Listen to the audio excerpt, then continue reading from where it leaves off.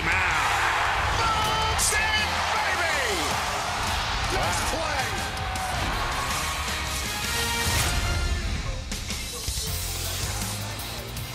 Mariners baseball on Root Sports by the Bay as we wrap up this very brief two-game set inside the Oakland Coliseum. They're filing in as the Mariners and the A's play game two. The Mariners a chance for the quick two-game sweep of the last place Oakland Athletics. As we bring you inside the ballpark, we take a look at the Mariners starting lineups, Mike. And the Mariners fourth in the American League in run score. They've really been swinging the bats well, and it starts with Nelson Cruz, the cleanup hitter and DH today. 2 hits last night, including his 85th RBI. That leads the American League. Ben Gamel, a couple of hits, including a double and 2 RBIs for him. He will hit 6th in the lineup, and Leonys Martin will round out the 9, the go-ahead home run in the 10th inning in last night's game. Take a look at Cotton. 16 starts on the year, 5-8 record, high ERA, 5.48 ERA, and 85 1/30, has 74 strikeouts, 38 walks on the season for Cotton. Good fastball at 93 miles an hour. Cutter changeup to go. And we'll take a look at the defense. They've really struggled this year. Jacob Brugman will be in center field. Jed Lowry at second base. Bruce Maxwell will do the catching. All of them getting their first start in the series. Underway with the first pitch strike from Cotton. Segura batting .309 entering today.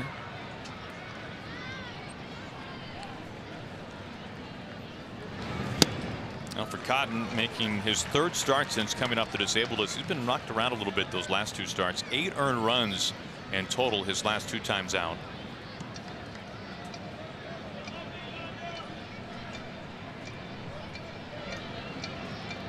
But his 1 start earlier this year against the Mariners in April was very good. 2 runs over 6. Yeah, the Mariners with just 6 hits, a couple of walks in that outing. They did have a home run against him. Robinson Cano 3 hits, 2 of them home runs. For Cotton again, his fastball at 93 miles an hour. Cutter changeup. He will mix in a curveball occasionally. 2 balls and 2 strikes to Segura. See the highlights from last night's ball game. Ben Gamel again, a good evening for him. 2-run double, and Leonys Martin, the home run in the 10th. Is the difference. Soft flare into right field, dunks in for a base hit. Segura gets things going with a single into right.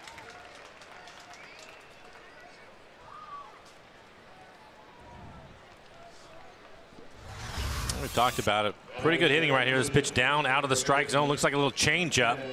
But he stays with it just below the knees and dumps it into right field for a base hit. So a good start for the Mariners. Yonder Alonso gets a nice round of applause here inside the Coliseum. Last night making his Mariners debut, coming up with his first hit in a Mariners uniform, an infield single. Working with Segura at first. Go back to last night for the Mariners and that come from behind win. How good the bullpen was, and then you look for a moment inside of Bob Melvin's bullpen. He used every reliever that he had. You think about the trade that Billy Beane made with the Nationals before the All-Star break. Sean Doolittle going to D.C. Ryan Matson as well. And the Mariners able to take advantage of an A's bullpen that is not nearly the same now as it was a month ago. That's something that we talked about, Aaron, in last night's ballgame when the Mariners fell behind. That you just have to kind of hang in there because they have some issues in their bullpen. It's not as strong as it was earlier this year, although they have some quality arms out there. Defensively, they've been the worst in the American League.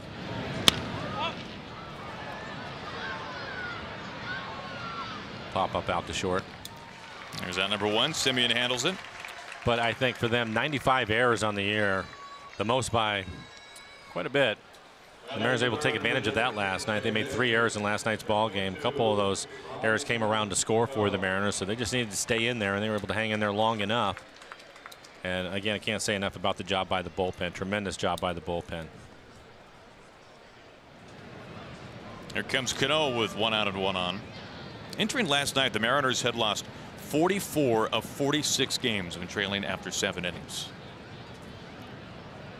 Able to get a rare win in that situation last night in game 1.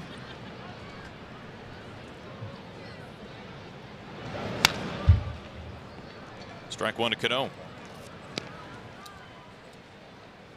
And one of the only blemishes on the line for Cotton the last time he saw the Mariners in April was a first inning home run to Cano.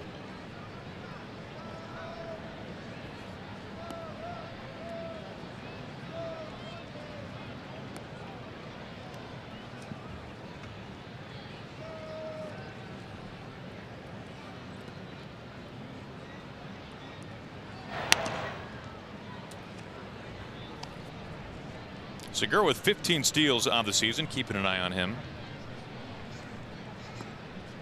The Mariners are 4th in the American League in stolen bases.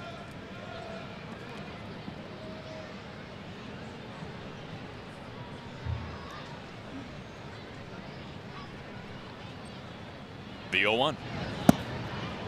A weak wave at it, 0-2.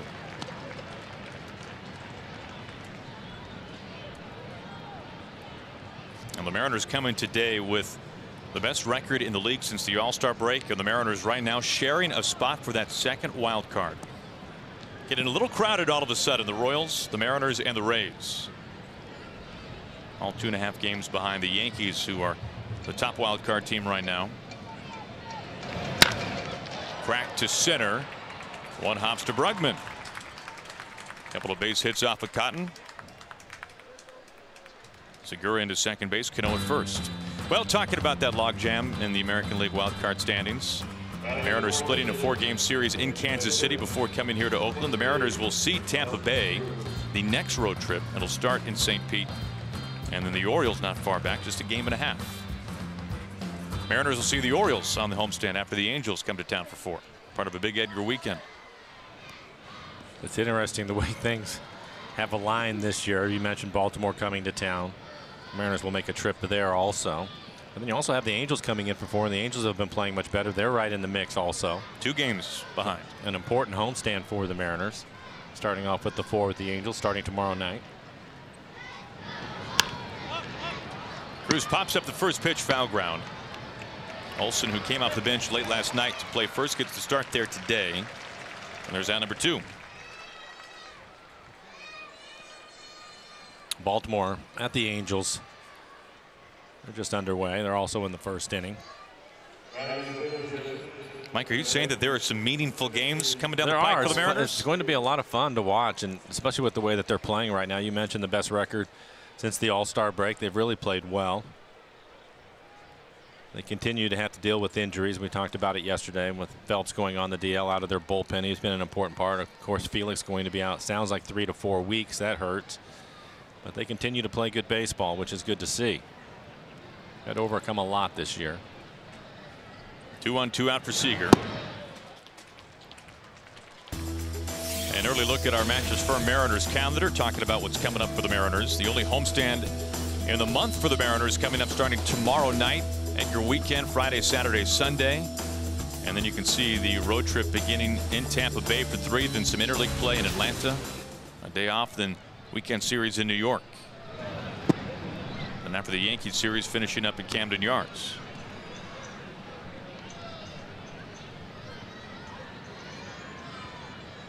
A ball and a strike now to Seager. He's got Cano at first base and Segura at second. Now the Mariners never led in last night's game until the 10th. Chance to take a lead early here in the first.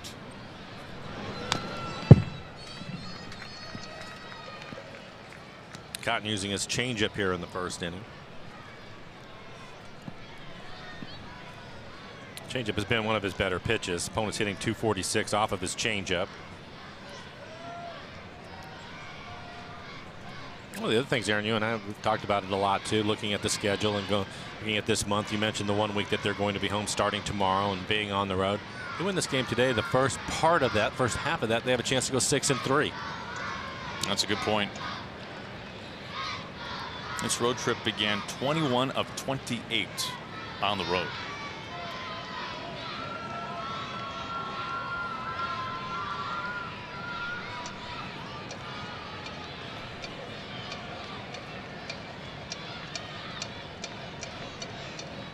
Here comes the 1-2. Stays alive.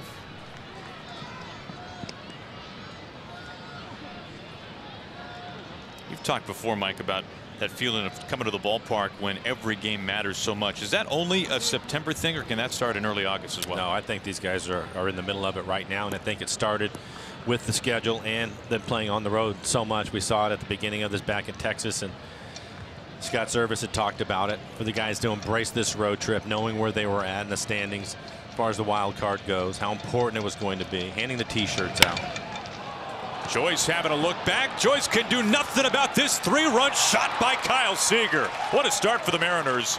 Seager, a 3-run blast, his 17th home run this season. Now the Mariners strike early against Jharel Cotton.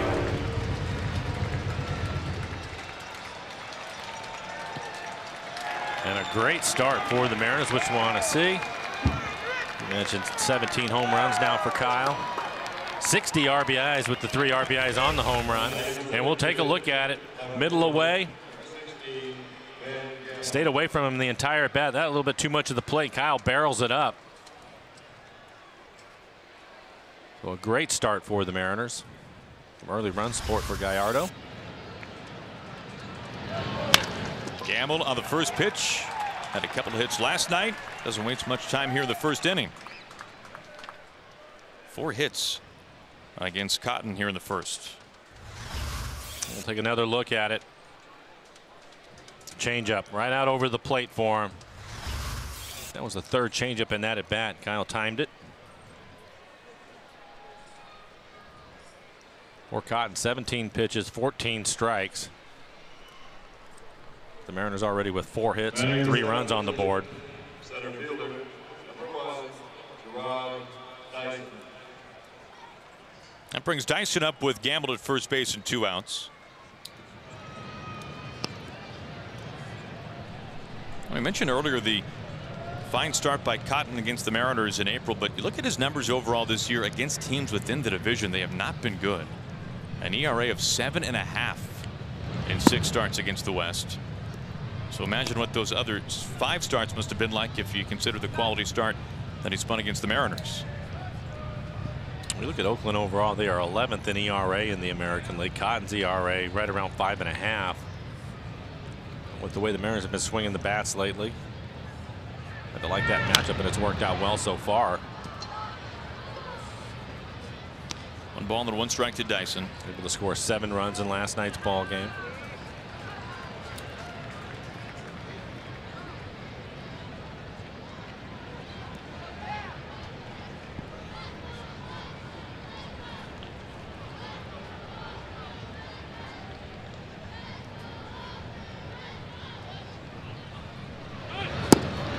There goes Gamble. He takes second base easily.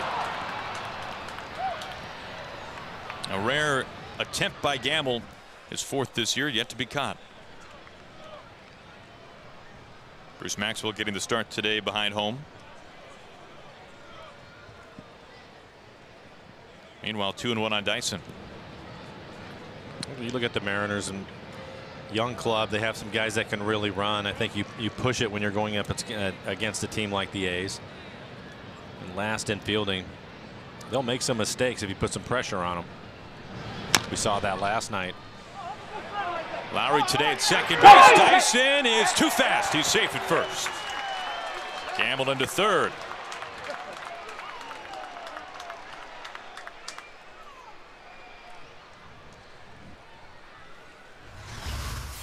We'll take a look at it. A little in between hop. Lowry gets rid of it quickly, but Dyson, that last long stride, I think, gets him in there. Doesn't appear that they're going to challenge it. He is safe. So that'll be an infield hit. Catcher, number 52, Carlos Ruiz.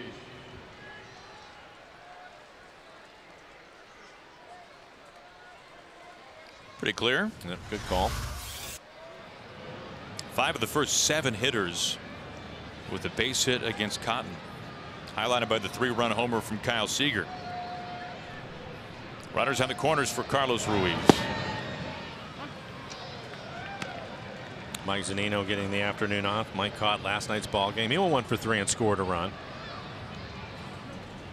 But the veteran Ruiz will pick him up here this afternoon.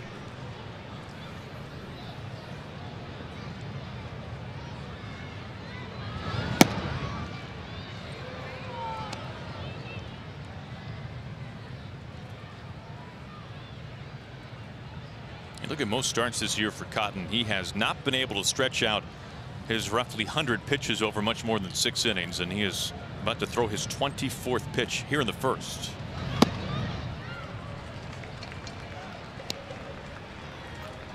He's throwing a lot of strikes. 24 pitches now, 18 strikes for him. A number of them in the middle of the plate. The Mariners taking advantage of that.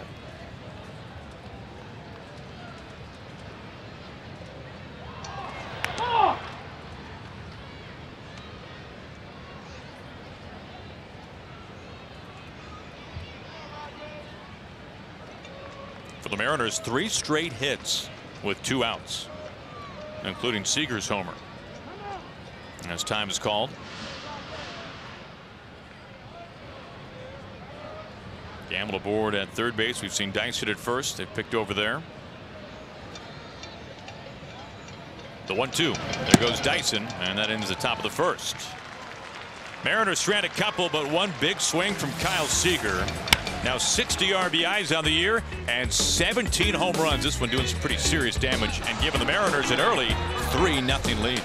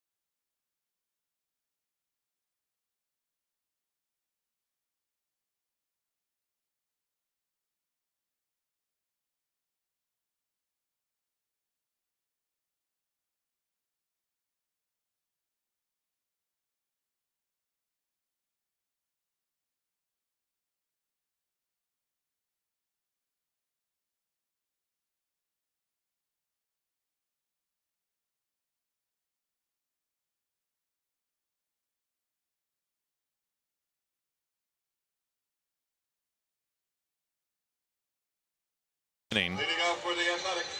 Big time 3-run blast out to right field, and he has given the Mariners an early 3-0 lead as we take a look at the lineup as written down by Bob Melvin.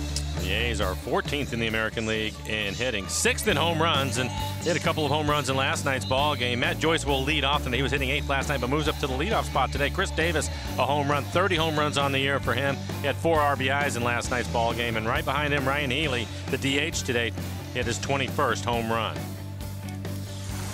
For Gallardo, this will be his 18th start. 5-7, a 5.35 ERA, and 102 and 2/3. He has 73 strikeouts, 45 walks on the year. And I'll look at the defense for the Mariners. Gerard Dyson, 10 assists in center field. That leads the American League. Yonder Alonso getting his 2nd start at first base for the Mariners, coming over from the A's. And Carlos Ruiz will do the catching this afternoon. We saw Joyce at the bottom of the order in last night's game. Joyce leading off today. We've seen that before this year. Not a huge on-base guy, but a left-handed bat facing Gallardo.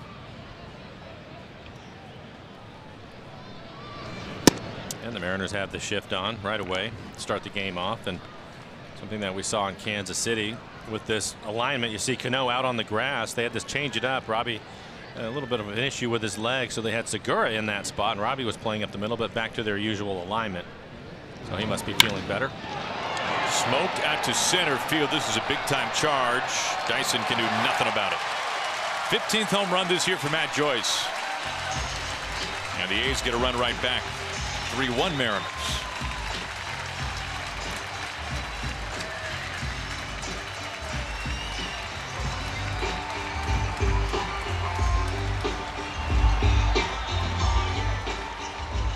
Well, for Giovanni, Ball's behind 2-0. Comes back with a fastball. It's on the outside corner, but it's belt high.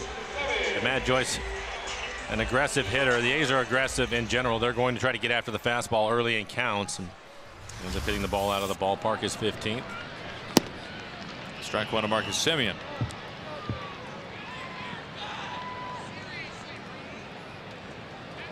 And that's how they do their scoring. Again, 14th in hitting, but 6th in home runs. A couple of home runs in last night's game. Davis and Healy. Breaks his bat up the middle. Cano curls over, long throw, and Alonso on the other end to clean it up. Nice job there. Semien is out, number 1.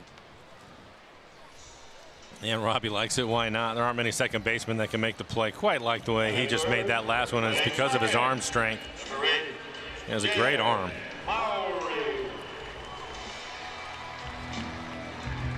We don't normally get to see Robbie show it off from quite that distance. He was over in the shortstop position. Back out on the grass again. Now Jed Lowrie leading the A's with 32 doubles. You can see his season total numbers. Looks at a first pitch curve for a strike.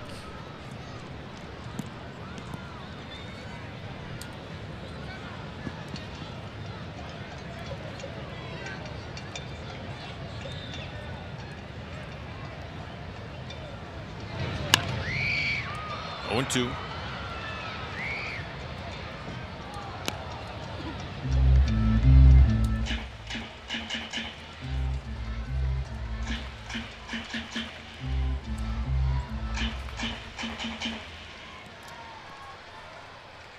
Seager, a pitch before, was in on the grass, now back near the grass in left field.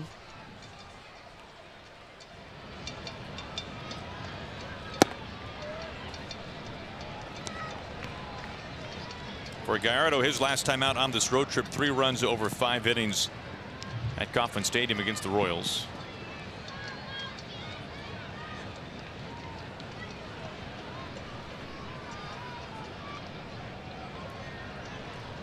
For his career entering this season, had a really tough time against Oakland.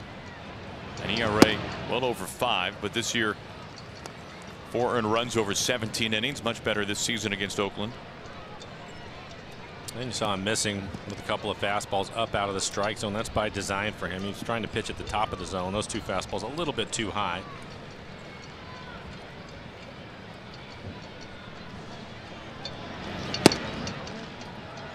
Count rushes full to Lowrie.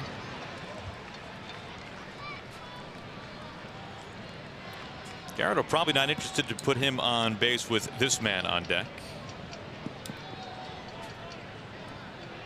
Davis hitting his 30th home run of the season in last night's game. And that is what happens, a 1-out walk.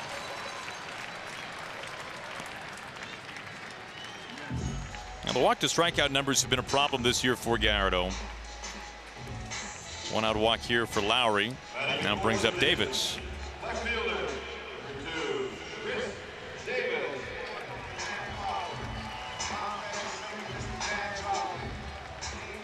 Right away, the A's bring the tie-in run to the plate.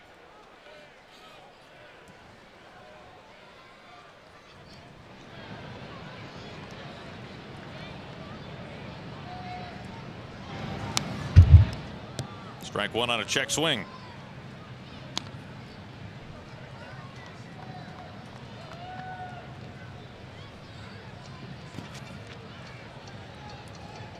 Davis entered this series leading the majors in strikeouts. But you can see since the beginning of last season has hit more home runs than anyone. Nelson Cruz right behind him.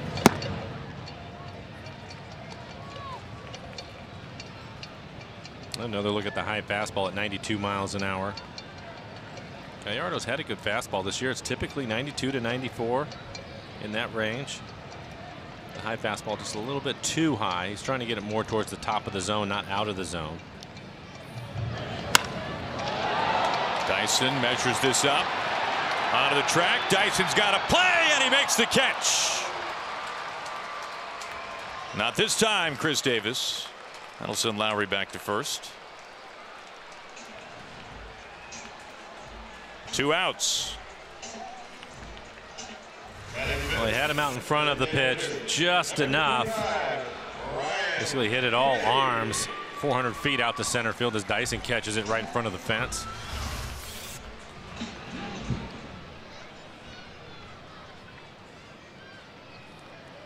Allowed out number 2 now facing Ryan Healy, a guy with some pretty serious pop of his own. His 21st home run coming last night.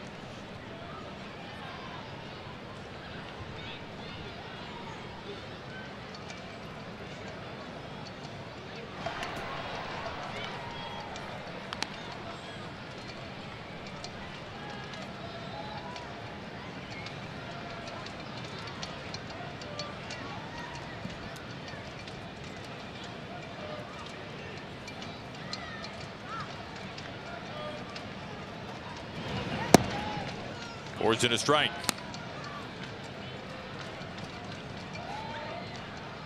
I mentioned the fastball velo for Gallardo. It's been a frustrating season for Giovanni. The stuff has most certainly been there. No question about it. We saw him demoted to the bullpen, pitch very well in long relief, earning a spot back in the rotation. Now trying to have a strong finish to the season over the final 2 months. 2+ months since the time he came back into the rotation for the Mariners. And there's no doubt that the Mariners need him. They need this rotation to more regularly pitch deeper in games. Well, I think for him, again, I thought this is a good matchup for him when you look at the A's. A young club, a young lineup. He's the veteran guy, and he's already shown the ability a couple of different times throwing his breaking ball early, leading the hitters off to get a first pitch strike, which is a big key because then you should be able to expand the zone. This gets away from Ruiz, and Lowry will move up. That will be a wild pitch.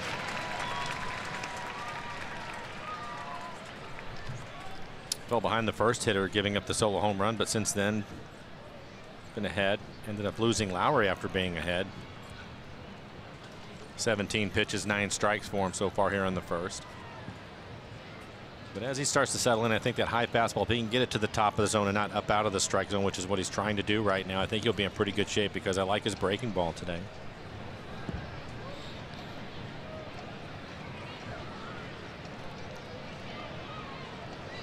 Two outs. Lowry now in scoring position. Tying run at the plate. Healy. Ruiz able to keep this one in front of him. 2-2.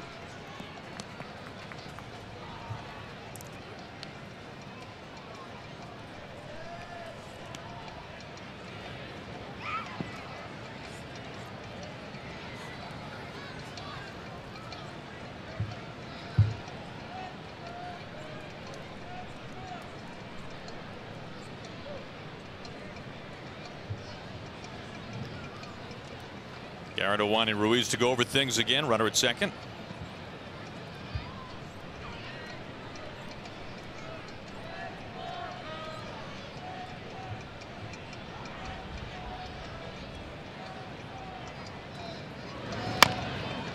Soft chopper. Segura charging. Lip of the grass in time to first. Healy retired, as are the A's. Matt Joyce, a leadoff home run. We go to the second. Mariners on top.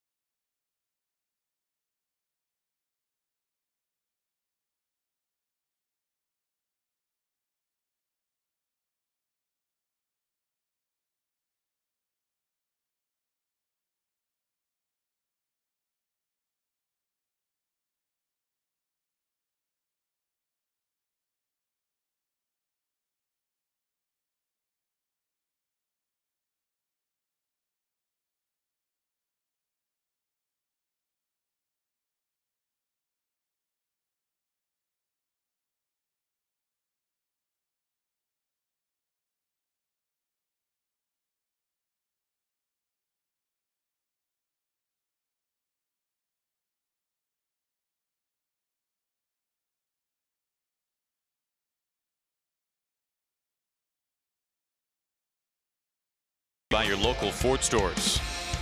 By Safeco Insurance. Find a local agent at Safeco.com. Do more. And by the Emerald Queen Casino, presenting R&B legend Charlie Wilson, September 8th. Tickets at EmeraldQueen.com. Some day baseball by the Bay as the Mariners are staked to an early 3-1 lead. Both starters having to throw their fair share of pitches in the first. Gallardo 19, Cotton 25. Faced 8 batters. The first facing the number 9 man Martin, who had the go-ahead home run last night of the 10th.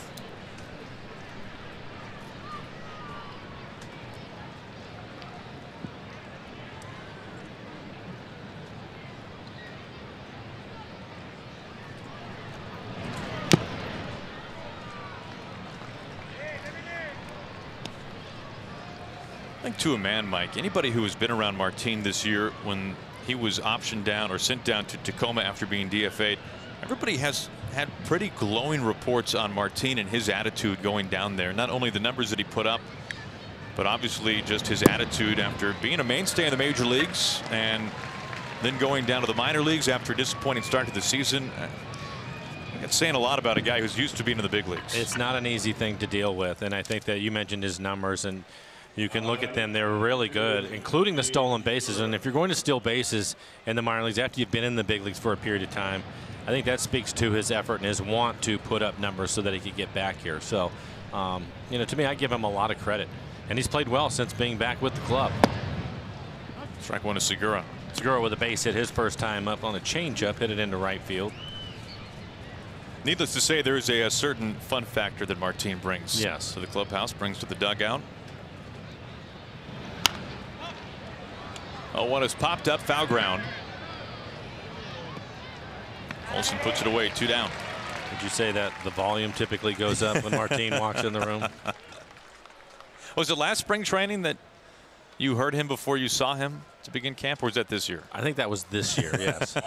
You had a year to get used to it at that point. Yeah. Well, for all the struggles. I just opened the door to the complex, and the Mariners clubhouse is all the way on the other end. It's a hike. Yeah, and I could hear him. He was having a good time, which I was happy to hear. Strike one to Alonso.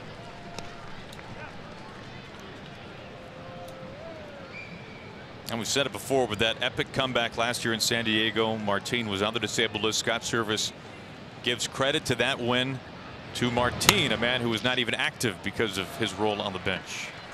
Now 25 pitches in the first for Cotton. Let's see, 6 here in the second inning. 1, 2, 3, Mariners retired.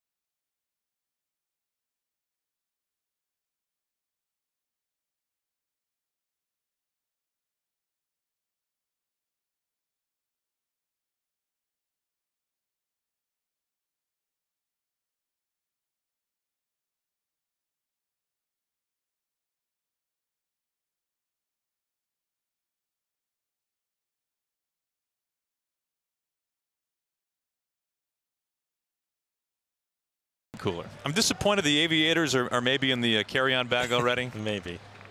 Going with the Nikes today. That's right. Yeah. Matt Olson leads off the bottom of the second. Mariners on top by a couple.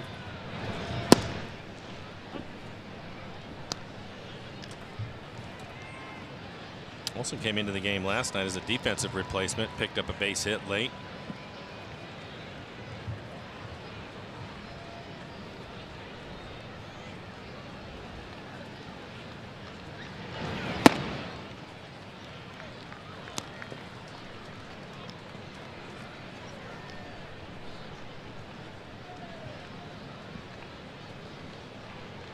Just recently recalled from AAA.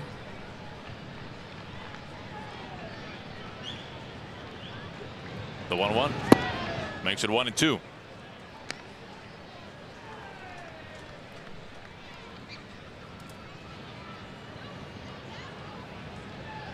And the series began for the Mariners in Arlington. They took 2 games out of 3 against the Rangers. Went on to Kansas City, a team that has been one of the best in the majors ever since April. Mariners able to split against Kansas City. Split the series, split the doubleheader on Sunday. Come from behind win last night in game 1. And we're a 2-game series here against the A's in Oakland. And then it's back home for the only 7 home games in the month of August for the Mariners.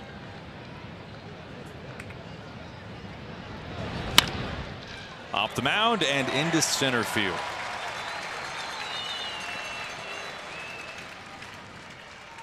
Leadoff single for Olson. We'll take a look now at today's T-Mobile Unlimited baseball break. We hone in on most consecutive games with at least a double. This is active streaks in the majors. And the Mariners leading the pace with 22. The Blue Jays a distant second. Mariners looking for their first double today to keep that streak going, but they do have a 3-run homer from Kyle Seager.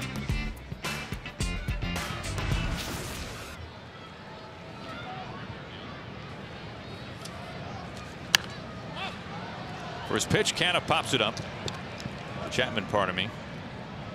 And it's 0-1.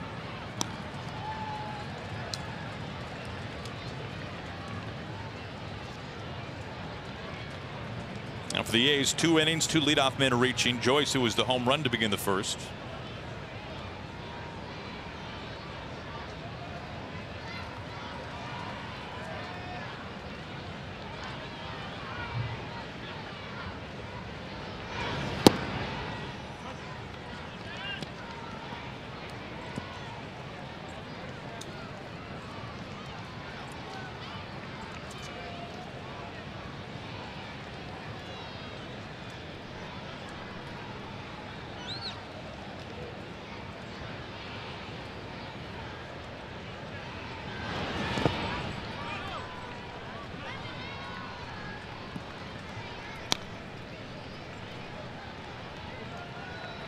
Go back and think about Yovani Gallardo during his National League days. He's the all-time strikeout leader in Brewers history, and really was a very good hitter. Still is, but obviously doesn't get to show that off, that skill set off quite as much. But Yovani is the answer to a very obscure trivia question, Mike. He is the only pitcher to ever hit a home run off of Randy Johnson. I don't think Randy took that one particularly well. Probably not. That's impressive, though. Isn't it? Yeah, that's very impressive.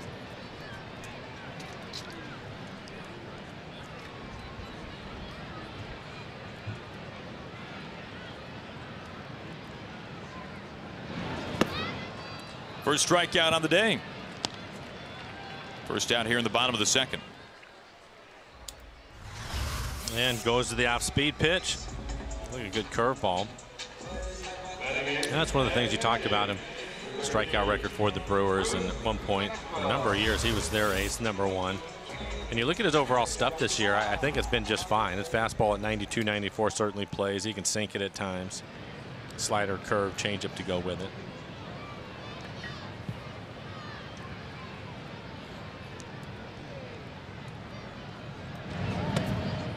Catcher Bruce Maxwell looking at ball 1. Ruiz wants an appeal. He does not go. And because he's been there and he's gone through that as a veteran guy, you think that there maybe is a run for him here for the Mariners, which they can certainly use. You talked about it. They need some starters to get deep into games. Somebody outside of James, especially now that Felix went on the DL again. And I think Gallardo can be one of those guys for him.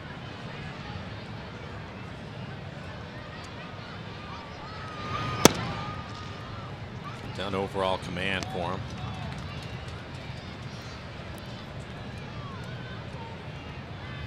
And I say that just because he's done it and his stuff is there.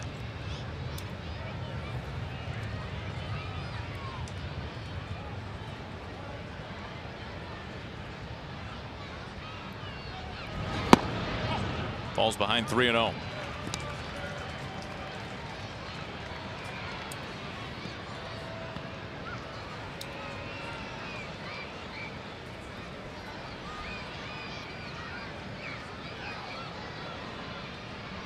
One out, one on. That's Olson with a leadoff single.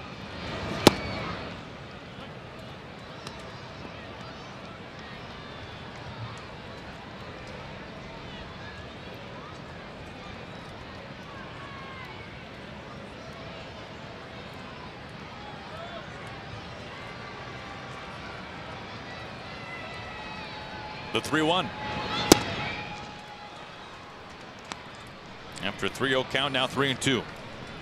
It appears that he's starting to dial in that high strike. Back-to-back pitches right at the top of the zone. Brugman, the center fielder, number 9 hitter on deck.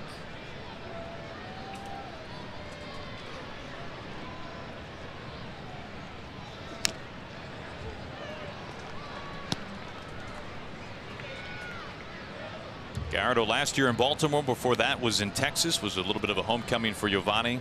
Born in Mexico, but went to high school in Fort Worth. So pitching a season not too far from home.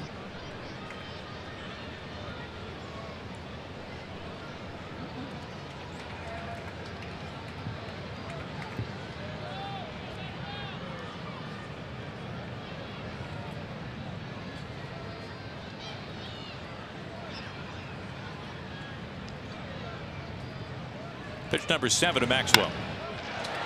And his center, Dyson, closing on it, makes the catch. 2 outs. Now this season, former and current members of the U.S. Armed Forces are able to take advantage of the EQC military discount. With the military ID, you'll receive 10% off select seats at nearly every home game. Tickets are available only at the Safeco Field box office.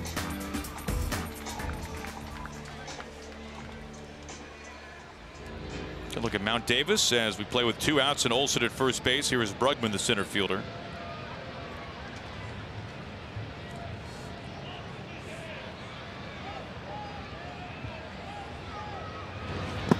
Mike, there was a time where Mount Davis was not here. You remember those times. Can you paint the picture of what this place looked like before the Titanic was out in center? It looked much different. It was actually, I thought, a pretty ballpark at that point. And all the flowers out there and the ice plant, and you can see down into the valley. Really nice here. Now you look at what appears to be a ship. Slightly obscured view. Yeah.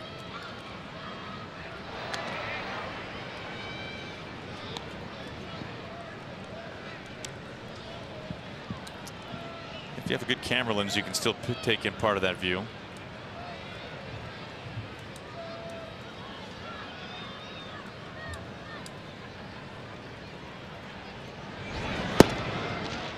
Two and 0. We saw Nelson, it was a year, maybe 2 years ago, go off of Mount Davis out to center field up above the batter's eye. Pretty rare feat. I don't think that I've ever seen anybody do it outside of that. Talked about it in batting practice yesterday. Hit one through one of the open windows out there. And you can see some folks enjoying the game.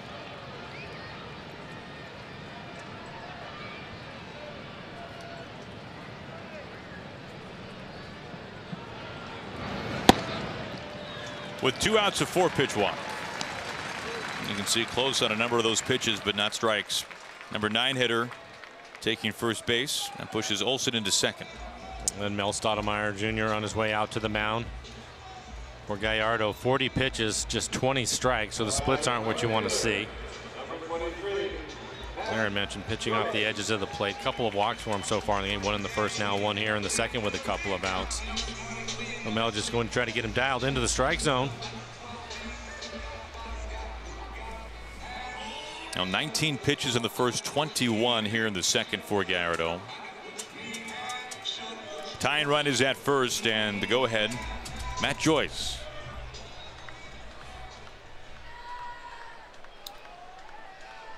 Joyce a home run in the first inning. That was his third leadoff home run this season.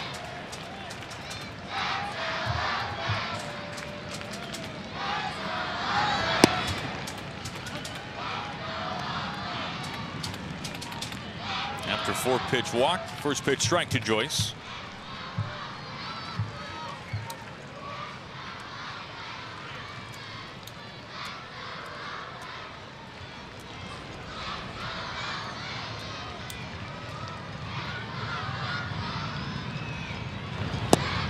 One and one.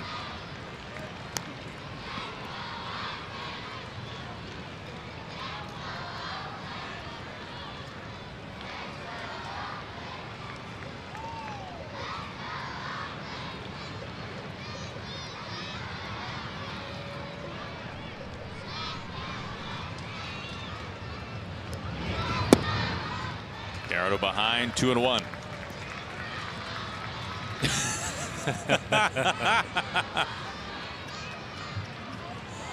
Looks like Rollie Fingers is just taking a nap, taking in some of this. Well, not quite sunny today, but Ricky looks to be more intent. Yeah, enjoying his seat.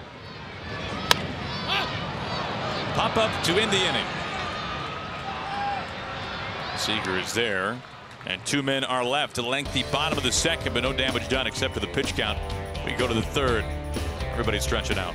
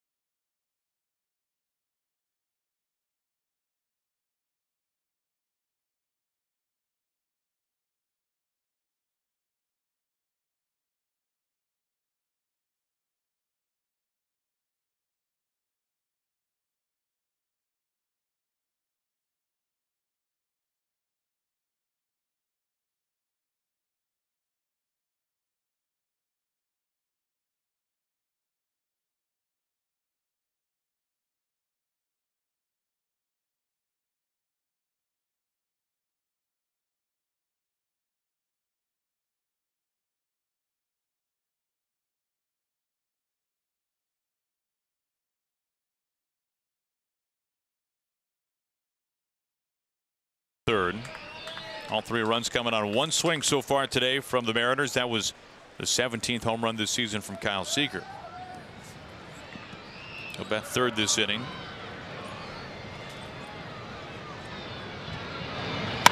Now the first pitch, another base hit for Cano off of Cotton.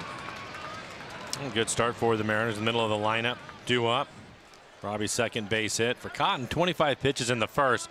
Comes back with 7 in the second. And Robbie being aggressive, slow curveball. Squares it up. We'll bring up Nelson. Nelson popped out to first his first time up on the slow curveball.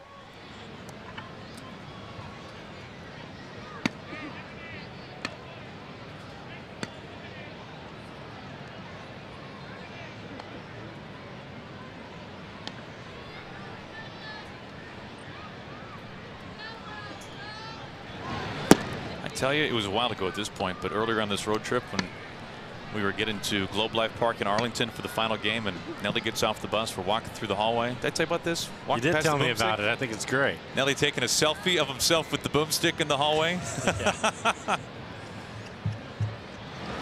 You haven't seen it. It's basically a big car that looks like a hot dog. Period. And it's how long is that thing? It's I don't know. A couple of Cadillacs? I would say so, yeah. And it is called the boomstick. So Nelson taking the opportunity to get a picture. 3-0. And I'm not sure what the kind of plan of attack is for the Rangers, but every once in a while, pregame, we look out on the field and they are driving the boomstick around the warning track. They're making laps with it. Still running. Still running. But they keep it in the service way, the hallway outside the visiting clubhouse. And I believe the one they sell in the ballpark is what is it, $28? I think. Yeah, I think it's up to 28 now. I tried. It was impressive watching you eat that whole thing when you were there. By the way, tried. Good work. I tried looking up, and I could not readily find any caloric information about it. And it almost seems as though they're hiding that.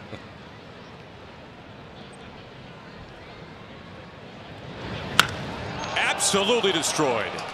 Nelson Cruz, they're never cheap, are they? Crushed. Number 25 is a 2-run shot, and the Mariners now have taken a 5-1 lead. And Nelson continues to add to his RBI total. He has now hit 9 of his last 10 games. That's his 5th home run and 12 RBIs over the 10 games. And that was loud.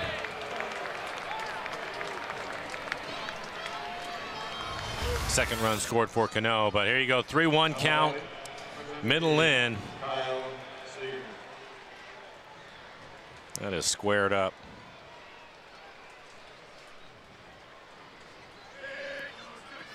Second home run for the Mariners. The first one, Kyle Seager, a 3-run home run in the first.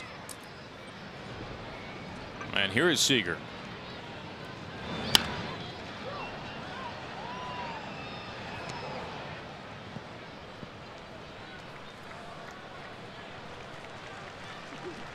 We've talked about this off the air before, Mike, with Cruz, because well, Nelly's a strong man, but there are plenty of strong guys in this game. There's got to be something to Cruz. You look at his equation for how he's able to hit so many home runs and so many just eye-popping home runs, and we see each and every year. But it's this rare combination of this superhuman strength and, as you just mentioned, this ability just to square the ball up regularly. 450 feet exit velo at 115. Now we're talking. Now we're talking. Don't give me this 101 business. 115. That's the big leagues right there. Well, you know, it's interesting with Nelson. It took him a few years to figure it all out. Obviously, he's been as consistent as anybody when you look at 40 home runs and everything he's been able to do as Kyle hits it over to the first baseman. Olsen will take it by himself.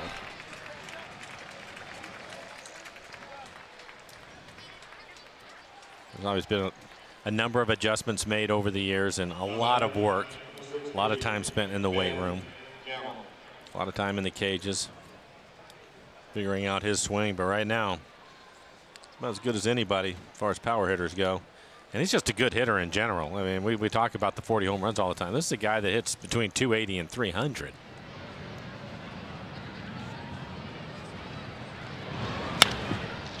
Gamble again going after the first pitch.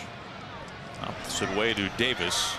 2 outs. That's the thing with Cruz. If he was a guy who was hitting with his average with 25 home runs on the season, like let's say that he hit 290 with 25 bombs, that in and of itself would be a guy you'd want on your team, let alone somebody who's doing that with 40. 40, right.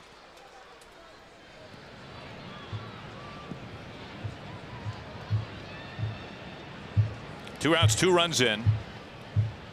Dyson with an infield hit his first time up. He's picked up 5 base hits in the first inning. I have 7 for the ball game.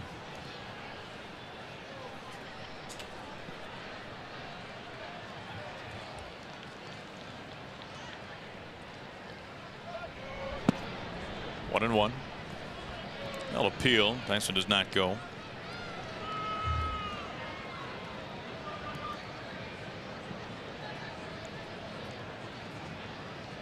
So all 5 runs for the Mariners today coming on 2 homers, Seager and Cruz.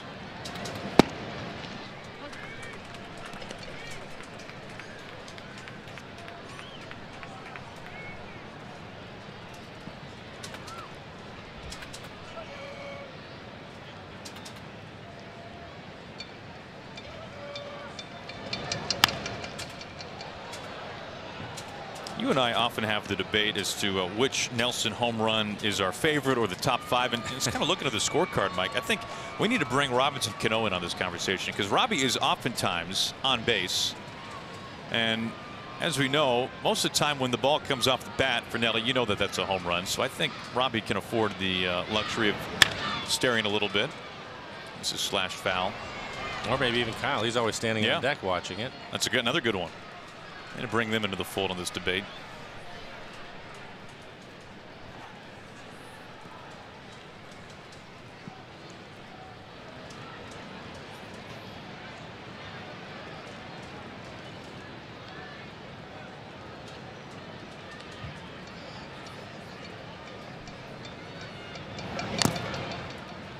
Still a ball and 2 strikes.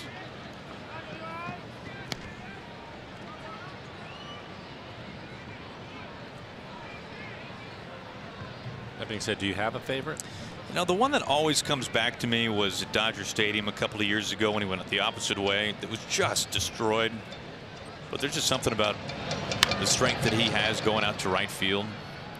The train track one is tough to surrender as one of the best. The one in Kansas City, his most recent home run until today, was just a joke. What about you? Well, the one we talked about earlier where he hit it that one too. Over the batter's eye here. But maybe the one that he hit into the restaurant in Minnesota. Dead center field. That was I believe that was the 2nd longest home run of the season in the majors. Chapman is there for out number 3. Well, you can understand, folks, it is not an easy debate. There are no wrong answers. Maybe this one joins the list. 115 miles an hour off the bat. 450 feet later, Mariners lead at 5-1.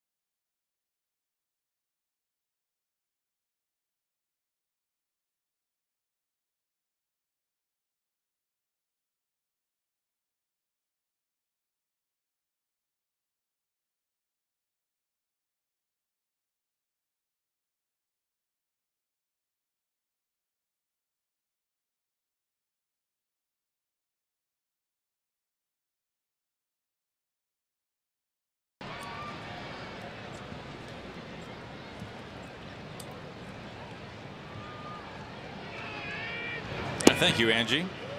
First pitch is strike to Marcus Semien to begin the bottom of the 3rd. Mariners now leading 5-1 thanks to the home run from Nelson Cruz.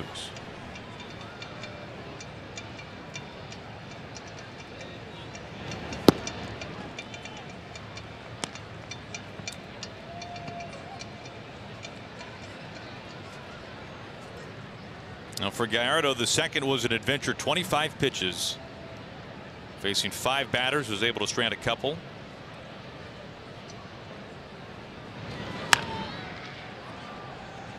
One and two.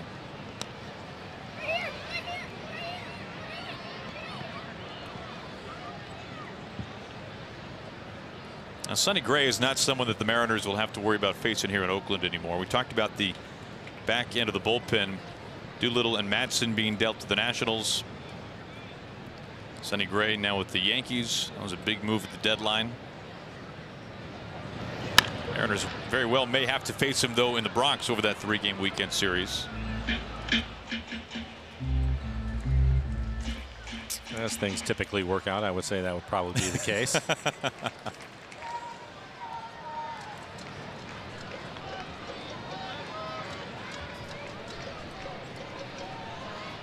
Again, the 1-2.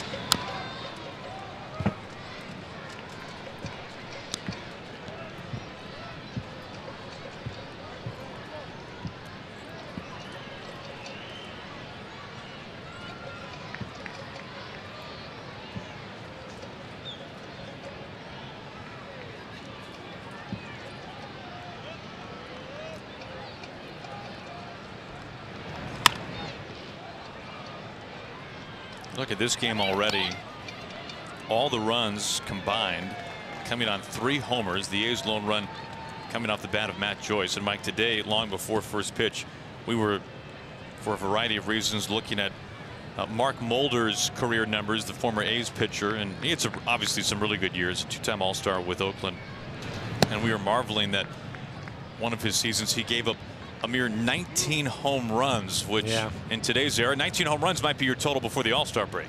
Well, it gives you an idea when you talk about that in today's game and the amount of home runs that have been hit. You mentioned Mulder. It's a very good season in today's standards. Gets to Seager quickly. He handles it smoothly, and there's out number 1. But it had me thinking about it, and when you consider Paxton and what he has done this year and the amount of home runs that he has not given up. Right, the other end of the spectrum. Yeah, it's amazing. I mean, just 5 home runs on the year for him. And it all came in 1 month, whatever that tells you. And a year when they're setting records for home runs.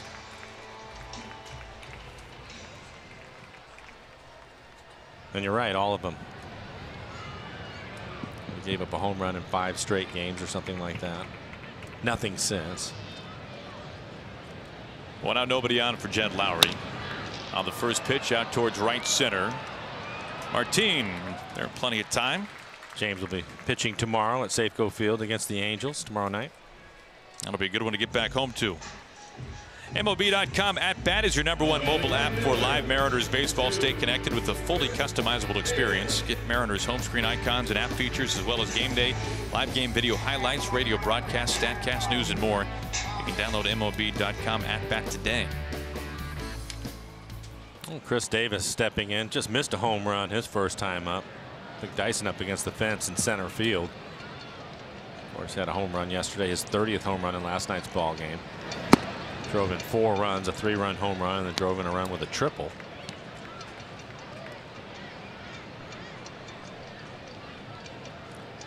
Like a little cowbell right now, trying to pick up the pace out there.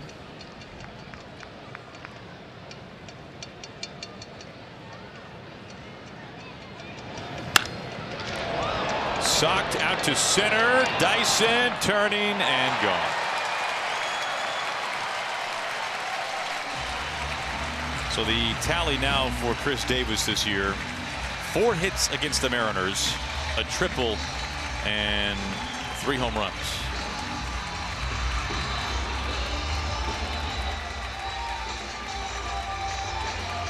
Making 4 home runs and a triple. Well, up, out over the plate with Cutter, it looked like.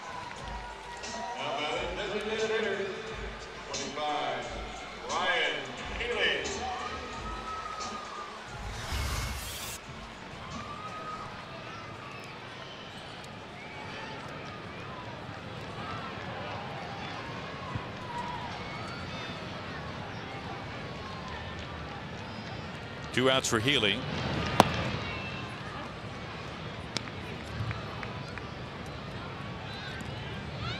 How about this StatCast note for Nelson Cruz? Hardest home run he's recorded, 115 miles an hour off the bat. It did not take long to get out. No, it did not.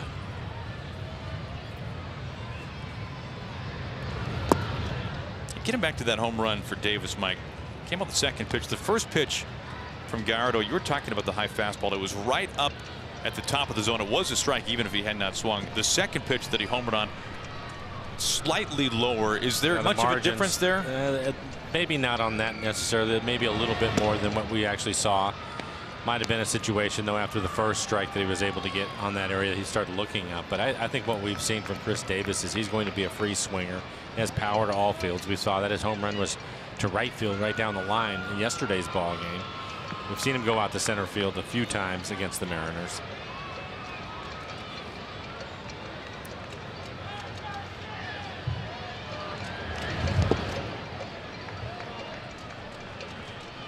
Because unless you are pitching at the top of the zone with James Paxton 96, 97, I mean it's a fine line, isn't it? It really is, and I think it's one of the things that I marveled at over the years with Iwakuma, because that's one of the things that he did so well, was pitch at the top of the strike zone. You're talking about 87 miles an hour. Not many pitchers can get away with that, but again, over the course of the game, you see how many times he would try to hit the top of the strike zone. And you see that line going across it on the tracer, and it was typically right on that line all the time. It was really unbelievable how often, how consistent he was at that. You just don't see many pitchers that have the ability to do it.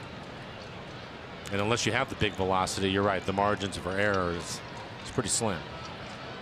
Unless you can really mix it up. Dyson curls over to make the catch, out number 3. Davis homers in back-to-back games. We've completed 3. The Mariners still on top, 5-2.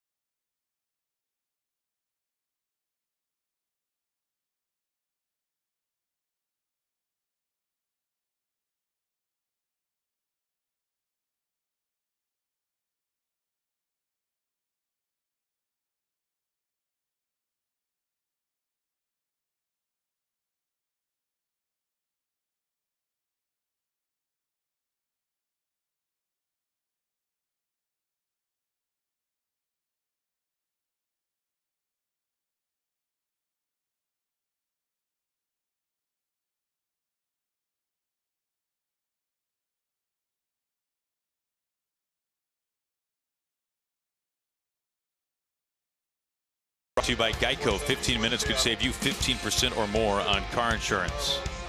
And by Honda. Hurry in to the Honda Summerbration sales event today. Good look at Coit Tower, 210 feet tall, right by the bay. A couple of home runs for the A's. Solo shots, Joyce and Davis. The Mariners with 2 home runs of their own. And the good news for the Mariners, each coming with men aboard. Ruiz out to center field. All the way back to the track, but Brugman is there. Had to run a long ways for it. 1 pitch and 1 out.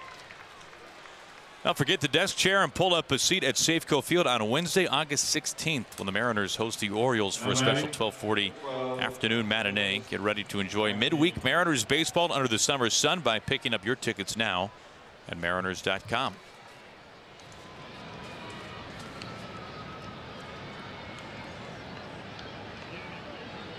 One quick out for Martin. Struck out back in the second.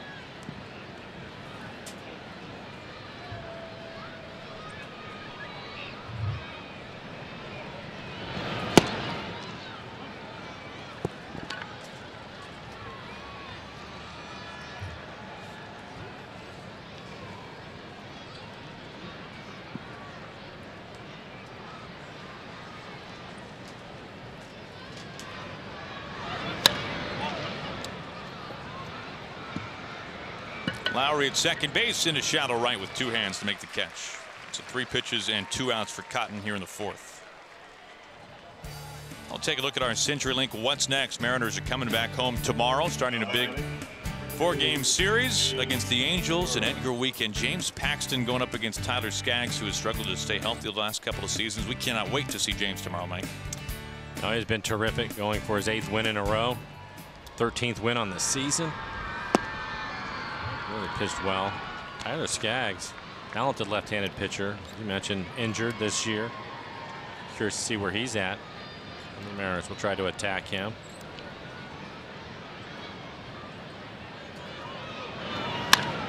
James, of course, missed some time earlier this year, but starting to see his name when they start talking about Cy Young awards. And, have to. Yep, his name's on the list now. Short list for it.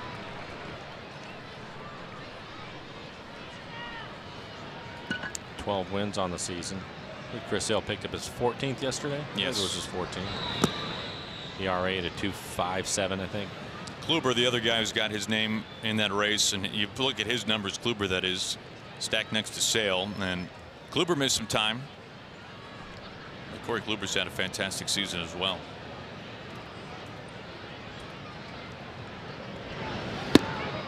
Inside 2-2. Segura 1 for 2, had a base hit and scored a run in the first inning. Base hit to right field.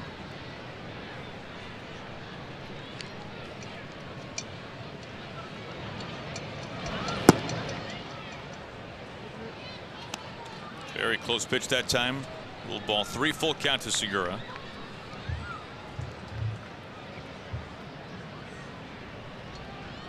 Trying to keep this inning alive for Yonder Alonso.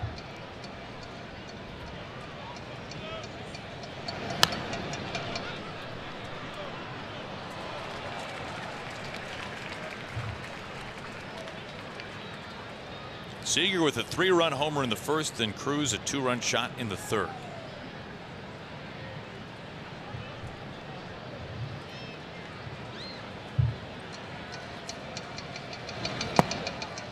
Two out, a walk to Segura. Doesn't often draw ball 4, but does so here. And brings up Yonder Alonso. Yonder Alonso.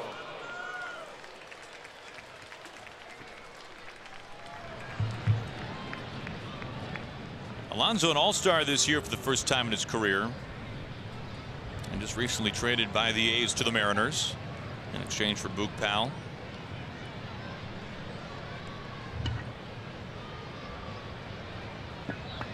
There goes Segura. Throw down to second base. He is safe. Steal number 16 for Gene Segura. Well, we thought that the Mariners would be aggressive on the bases again today. They certainly were last night. You take a look at the dive by Segura. Yeah, it looks as if he was able to get his hand in there. He came off the base, but shortstop Simeon did not stay with the tag.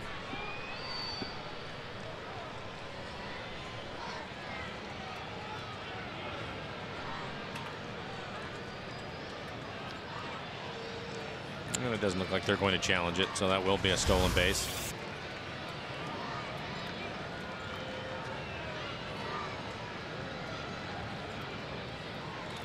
Segura dealing with a couple of different injuries this year, and you have to wonder how many stolen bases he would have right now if he'd been healthy all season long. It's starting to close in on 20.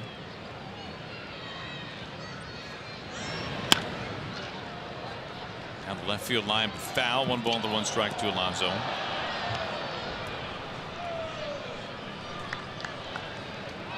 Mariners 2 for 4 so far this afternoon with runners in scoring position.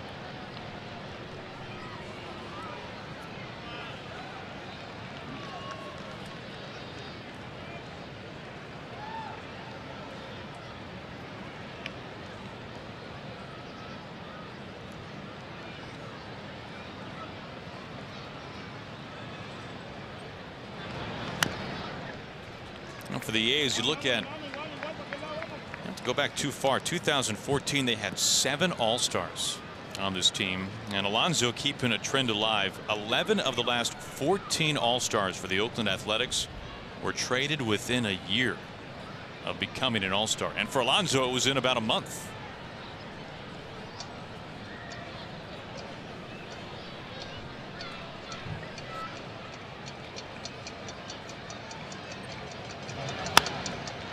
Down the right field line, but hooked foul. Listen to you say that, Aaron. It's amazing how difficult that must be for the fans that come out to support them.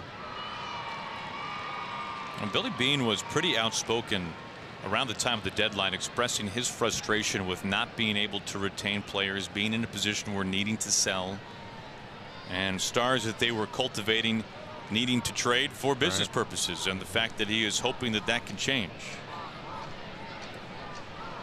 We saw what they were able to do in 2014, getting to the wild card game, losing that in Kansas City.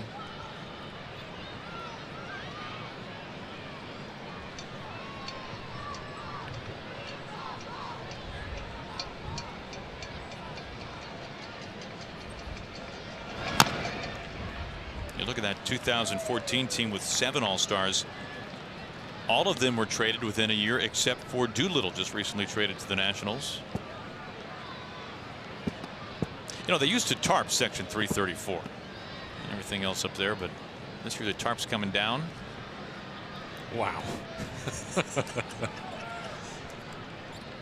There are other seats available. Maybe there's something sentimental up there. Pretty good view of the valley from up there.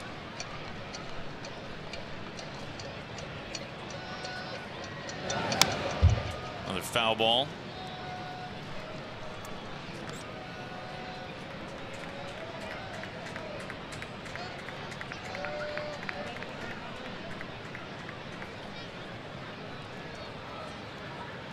Alonso looking for his first hit today, 0 for 2. He's fouled off 5 straight pitches.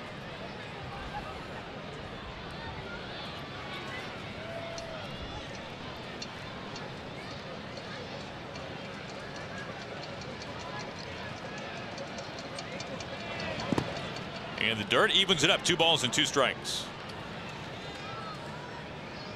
I've forgotten he had to throw 25 pitches in the first. Seemed as if he had settled down, but having to throw a lot of pitches again here in the 4th inning.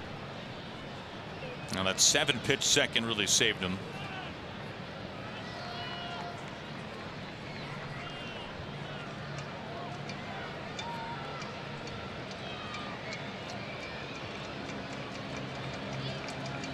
The 2-2. Full count. Next pitch will be number 9. Cano waiting his turn on deck.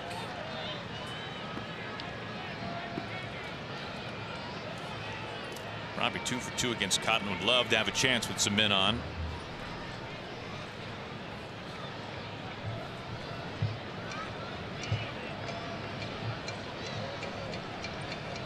Here comes the 9th pitch to Alonso. We will see a 10th.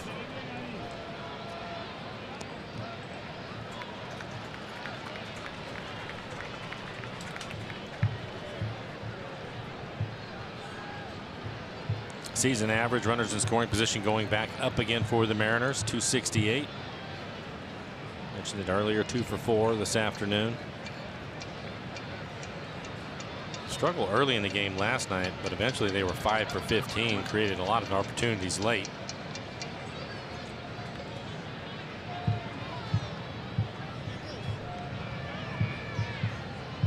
And now Maxwell wants to talk it over.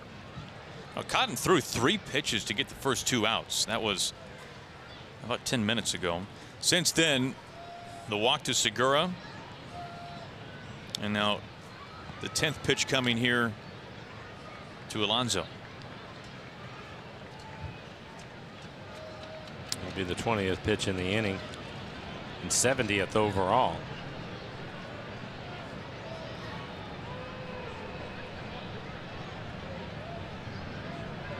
Here comes pitch number 10. That was off the knob of the bat, I think. I think you're right.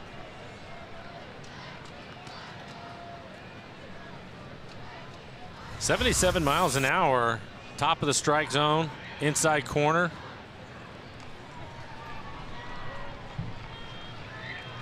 Here's another look at it. We'll see where it hits. A change up. Yep, right off the knob of the bat.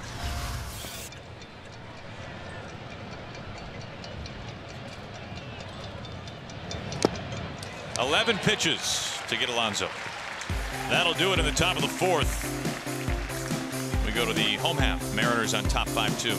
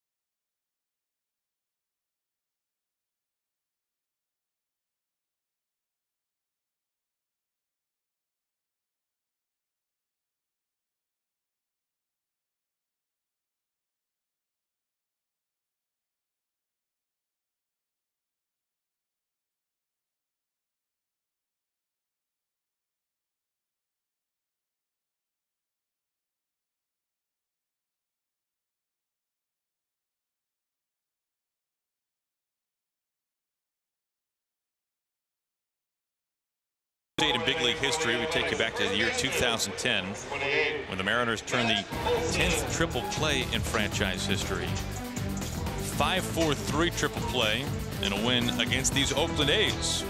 First time triple play was turned for the Mariners since mid-July of 1995.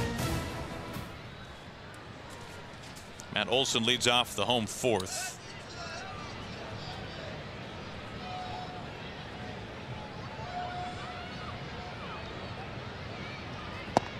First pitch poured in for a strike. As we go back to the Ford Sports Desk, we bring in Ryan Rowland-Smith. Ryan, you've had a chance to watch Gallardo for 3 innings. What have you made of him so far today?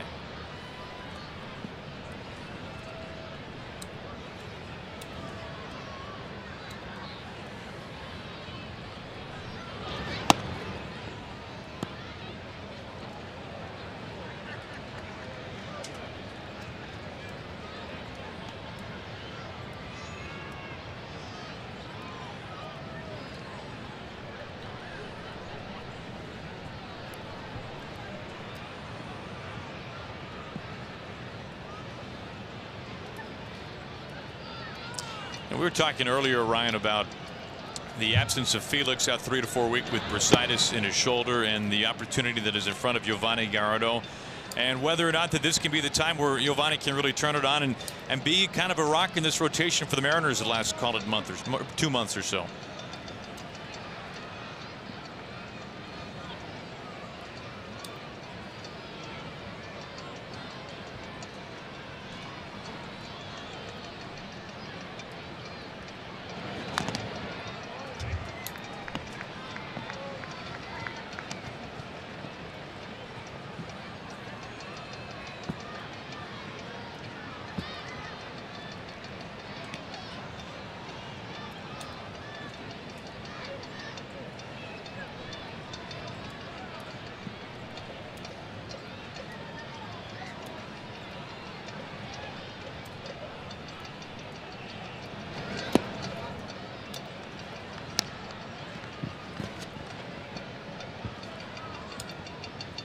Ryan, this is something that I know that you did in your career too, but when you go to the bullpen, then you come back out and all of a sudden you're in the rotation. You just talked a little bit about it, but why is it such a difference when you talk about having to get through the lineup the second and third time? Because it seems like going to the bullpen, I know maybe you're a little more aggressive because you're not going to have to get as deep, but what is the biggest difference?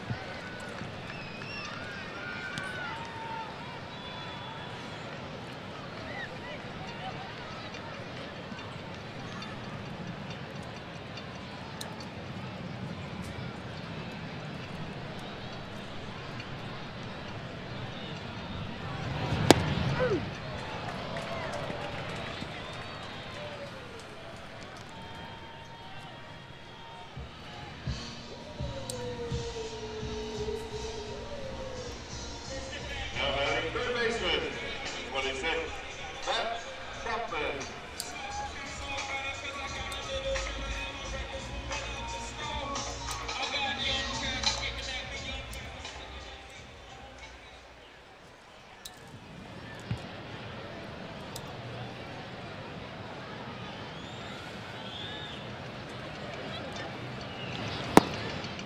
All right, Ryan, thank you very much. We'll catch up with you once again. Mariners postgame presented by Alaska Airlines. Saw a shot there of Erasmo Ramirez.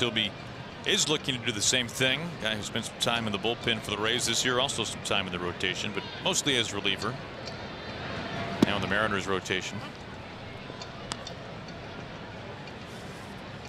We will see Erasmo Saturday night against Ricky Nolasco of the Angels.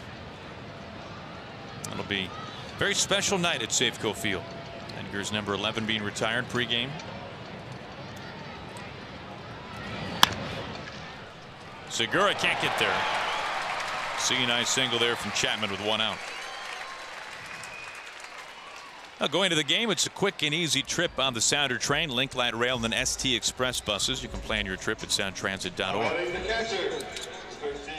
And by the way, speaking of that Saturday night contest against the Angels, goes without saying, but to say it anyway, arrive early. Pregame ceremony beginning at about 5:30. First pitch time at 6:10, but you will want to make sure that you are there in your seat, of course. It'll be a lot of fun at the ballpark. Fun. We're also going to have Edgar up in the booth, get a chance to talk to Edgar, ask him about his day. I'm sure I'll have a lot of fun with it.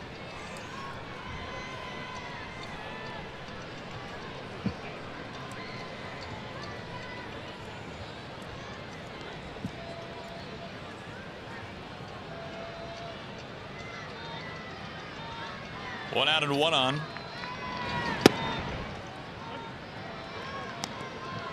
We were looking up career slash numbers yesterday among Hall of Famers and looking at where Edgar ranks, and the numbers were pretty incredible when you consider the fact that you're talking the slash numbers, you're talking average on base and slugging.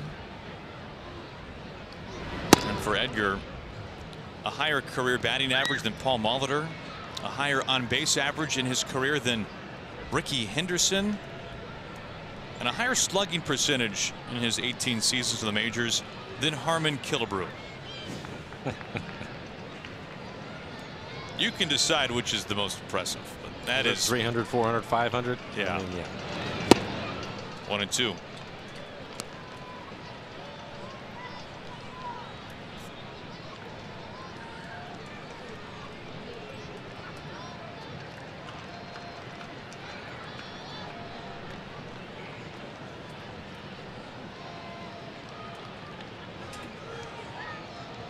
One out, 1 on. Bottom of the 4th inning. You know, Mike, you talk to some guys who are retired and players who are of Hall of Fame caliber, whether they are in or not. And there are a lot of guys who are removed from the game who know their numbers, know their rankings like the back of their hand. Right. You know Edgar better than almost anybody.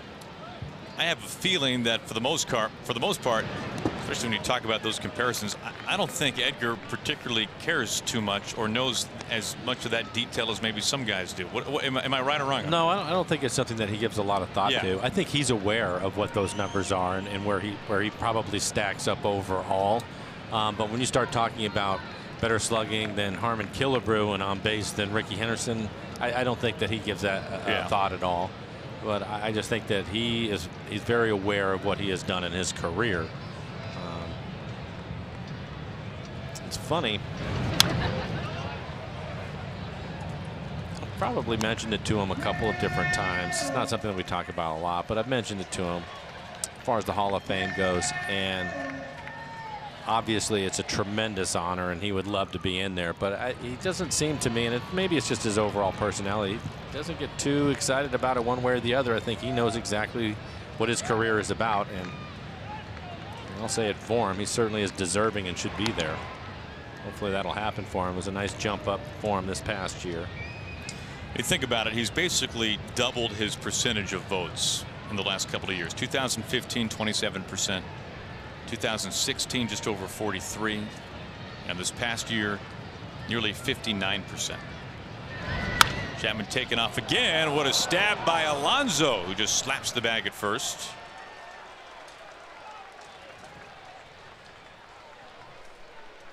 Now number 2.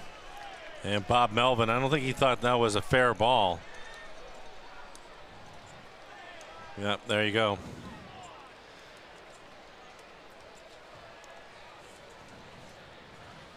Well, not much of a conversation there. Take a look at our Big Fish Casino Big Catch. Alonso holding the runner off, so he'll come off the bag, but then he has to go right back towards the line and makes the play. Looks like it's right on the line. So a good play. Keep it from going down into the corner. This will be the second out.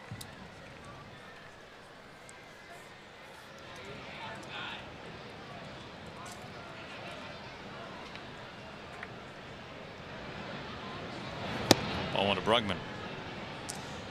And a good listen for Mariners fans when you're talking about Edgar in the Hall of Fame. Joe Posnanski, who is one of the great writers who covers this game now with MLB.com. Joe runs a podcast. You can find it easily online. And his most recent guest, Jay Jaffe, who is one of the premier Hall of Fame writers, just came out with a book called the Cooperstown Casebook. And Jaffe actually has some Seattle connections. A former family member of his, I believe it was his uncle, actually worked in the Diamond Club years and years and years ago. So he's got some ties to the Northwest. And Posnanski asked Jaffe who his kind of pet project is to try to get into the Hall of Fame, and there was no hesitation. He right away said Edgar and began to rattle off so many of the numbers that we've become so familiar with. But the podcast, well worth a listen. You know what's amazing to me about that is, obviously we travel all over the country and we see people all over the place. I've yet to run into somebody that was on the other side of it and said he didn't belong in there. Well, it'll be a great weekend for him. 2 balls and 2 strikes.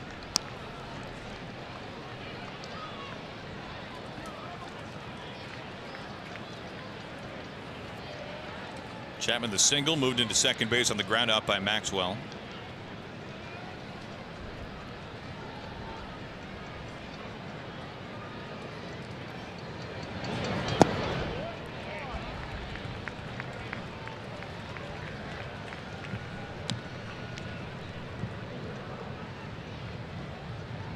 And I don't know what the exact number is, but if you look at Edgar in the next round of Hall of Fame voting, he mentioned he was at 58.6 this past year. If he can get up to that 65% range, you got to feel pretty good about that with 1 year remaining after that. Needs 75%, needs 3/4 of the vote.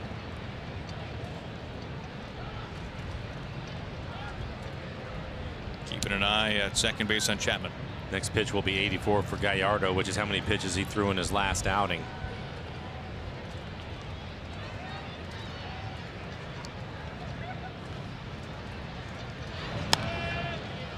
So the bullpen definitely going to get some work again today. Good news, they did have Monday off, so guys were well rested, and not sure anybody overworked in last night's ball game. What a year they're having, though. They are something. 5 shutout innings last night.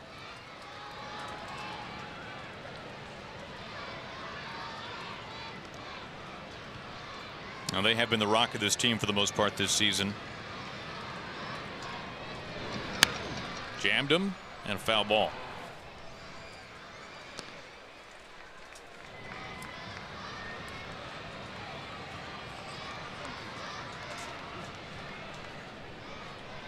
I think that if he gets up over 90 here in this inning, we end up seeing Pagan at some point. He did not pitch yesterday. Lawrence was first out of the bullpen yesterday. He looked really good, by the way. Another foul ball. Yeah, Lawrence was fantastic. 2 scoreless innings to bridge things to Vincent, Zipchinski, and then Diaz. Next pitch will be number 27 this inning from Gallardo. And the 9th pitch to Brugman coming up.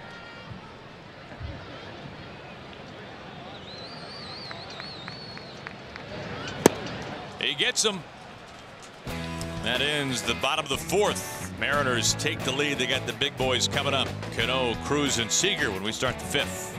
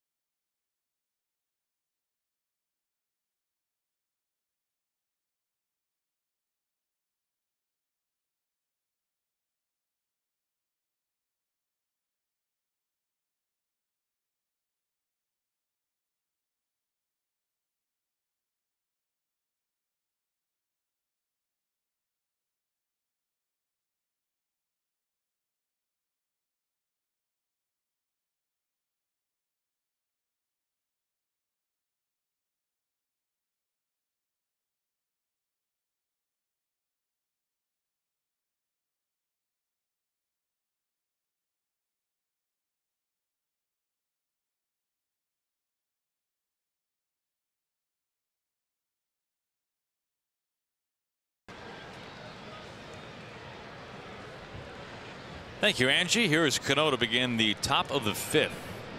Facing Cotton. Mariners 5 runs on 2 homers. Seager and Cruz.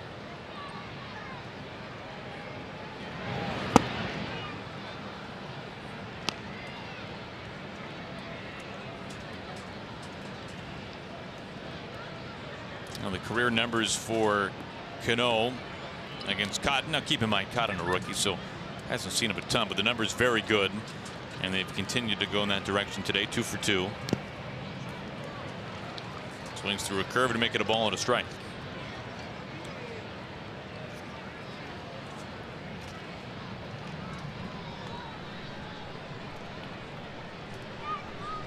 Robbie did not get a hit in last night's game. Went with the high Sox today, and it worked. Switching things up, a couple of base hits.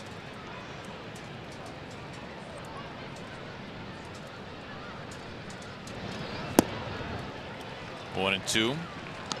Pretty good changeup.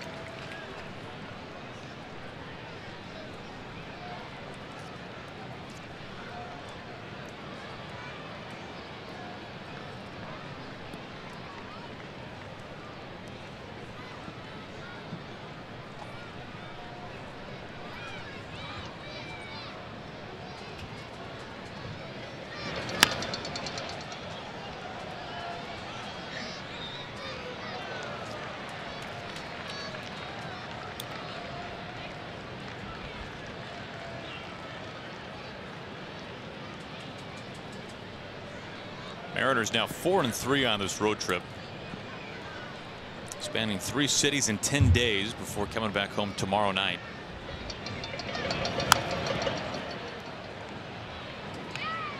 Seems like for whatever reason, more times than not this year, the Mariners have either started a series or started a homestand with James Paxton up on the mound. They'll do both tomorrow when James goes in game 1. Scott Service has to feel awfully good about that.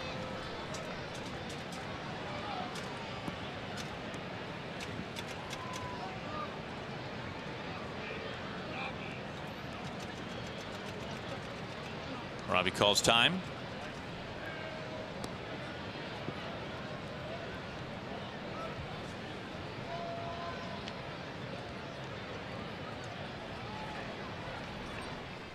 And now Cotton wants to talk about it.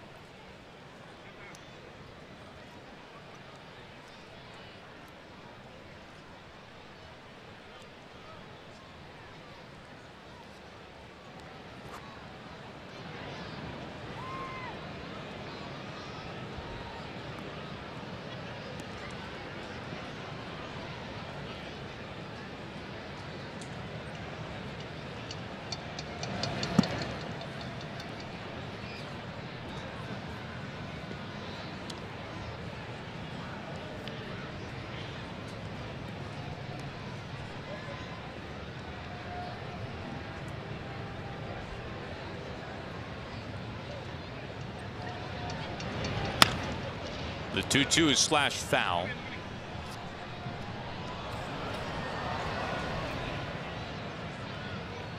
Nearing 80 pitches now for Cotton.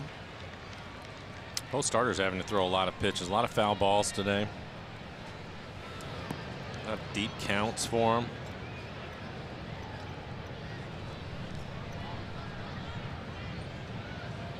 Again, the 2-2.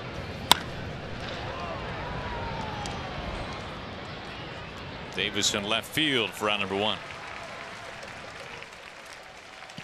One out for Nelson Cruz. Last time up. Now they're doing some pretty serious damage, Mike. One of the highlights for me today. You can hear it. Just hearing that. 115 on the exit velocity for Nelson. His 25th home run. He now has 87 RBIs. That leads the American League. You know, one of my favorite coaches all time was Frank Howard, Hondo. A lot of people will remember him. He used to walk around and talk about hitting the ball out of the ballpark, and Hondo 6'7". Average size man. Yeah, he could really hit some line drives in his career. He used to talk about hitting home runs. He said, hit it like a man, see if you can take out a row of seats. I think that qualifies. I would say so.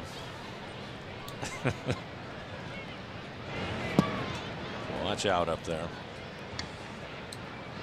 2-0 to Cruz. Nelly got in a 3-1 count when he hit that home run. Working his way towards another.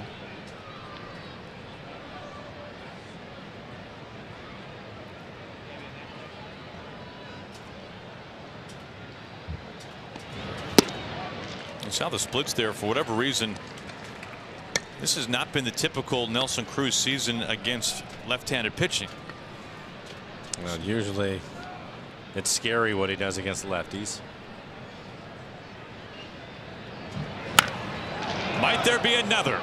Scorched once again. Watch out. Mount Davis right off the batter's eye. Multi-homer game. Nelson Cruz home runs in back-to-back at-bats. He is doing some serious damage to this ballpark. We talked a little bit about it on the pregame. I was talking to Angie and Ryan Rowland-Smith. When Nelson went through that stretch, it was about a month where he didn't hit a home run, and I was saying that he was still hitting the ball hard and picking up a lot of RBIs, and now he's starting to get some elevation on it. And both of these are line drives that he's hitting, and this one ricochets off the concrete wall out in center field. Brugman, the center fielder, able to pick it up, but another one that gets out in a hurry.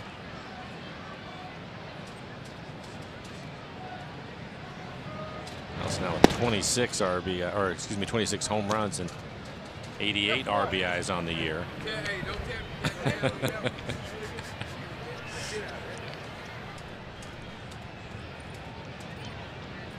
Kyle with a home run in the first inning, a 3-run home run for Kyle, his 17th on the year. Out to right center field.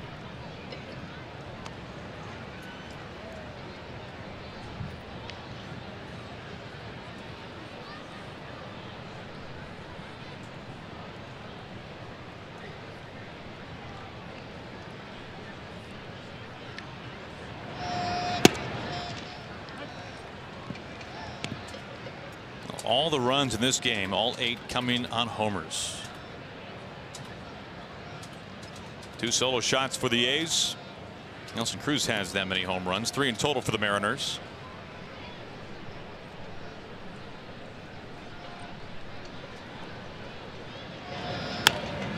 Well, Nelly will have other opportunities here as we are playing in just the fifth. It's always amazed me. Kind of goes to show you how hard this is for a guy that has now over 300 home runs in his career. Nelson Cruz has never had a 3-homer game. Is that right? I never knew that. I would have guessed that he would Oh, have for had sure, right? a couple of them by now. So maybe today is the day.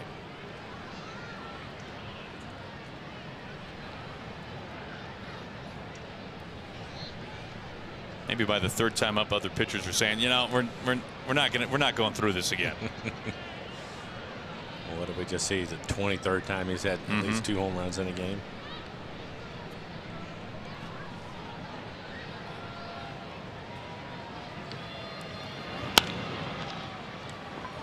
Softly into left field for Davis. 2 outs, both into lefts.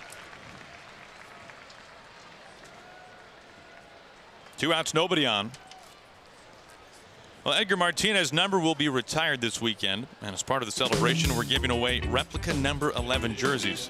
Thanks to Alaska Airlines, it's free to the first 45,000 fans this Sunday afternoon. For tickets, just head to mariners.com. Ben Gamble will step in. 1 for 2 for Ben. Had a couple of hits last night, including a double, 2 RBIs, so he's starting to heat up again. Average up to 306.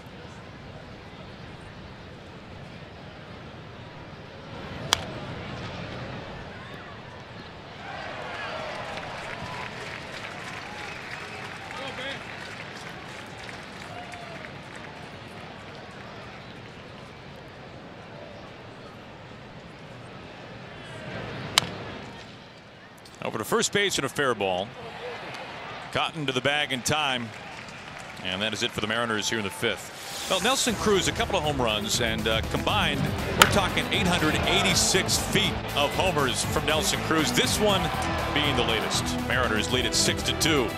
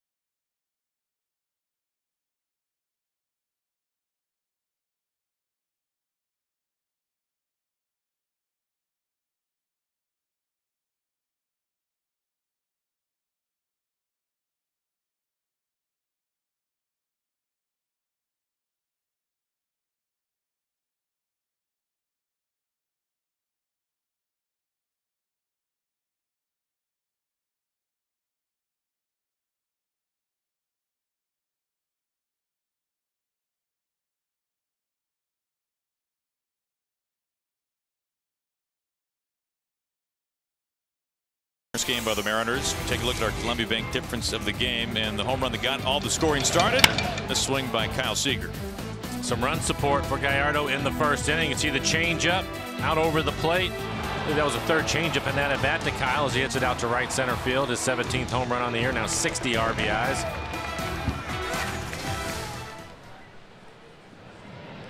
Mariners were behind most of the game last night.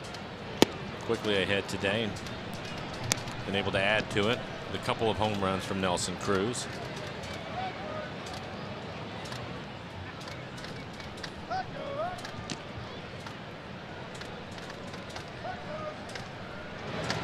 I went too quickly on Joyce.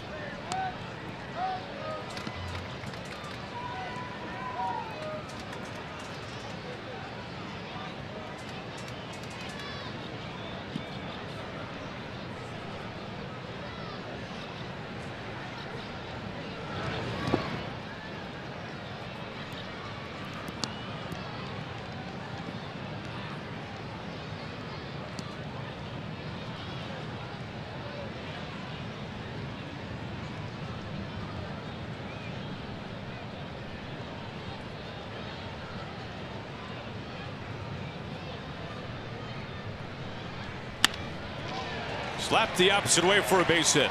Joyce's second hit this afternoon.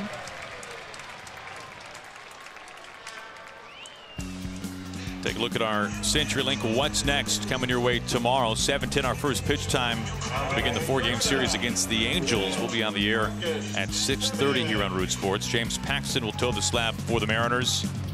He has just been simply electric, winning his last 7 starts, reigning American League Pitcher of the Month. Always a fun time when you get to sit next to Casey Candaele for 9 innings. Here's Marcus Semien.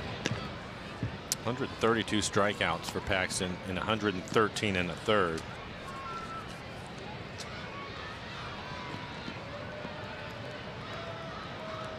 You appear to be impressed by that, Mike. I think it's a pretty good number. Emilio Pagan starting to get loose in the pen with that base hit by Lowry. Gallardo now at 91 pitches. 91 pitches, 53 strikes for him. There's Pagan.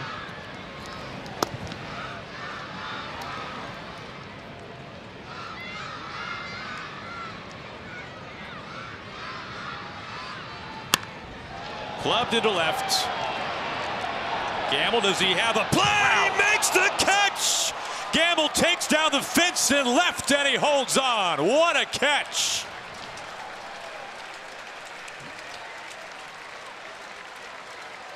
We've seen him dive. We've seen him crash into walls. The timing of this is just perfect. He goes back, finds the baseball, goes up as quickly and as high as he can. Almost not just straight up either, just dives into the wall. Able to brace himself a little bit by turning his back to it. Just a great athletic play and giving up his body. And how does he hold on to it? Wow. Yeah, because that was kind of in the heel of his glove. Terrific play.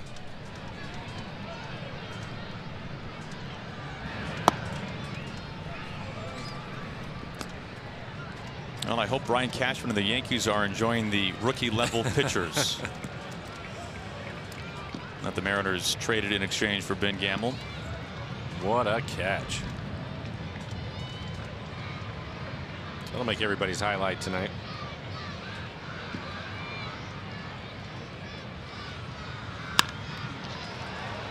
And to left field for a base hit by about a foot. Joyce making his way to third base. He's getting waved in. Gamble's throw past Seager. Joyce crosses home. Third run of the day for the A's. The first that has not been a solo homer.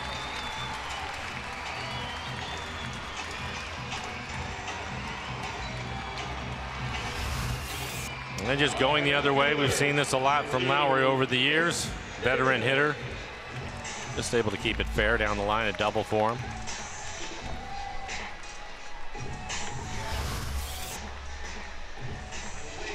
There you go. 33 doubles on the air, and Scott Servais out of the dugout.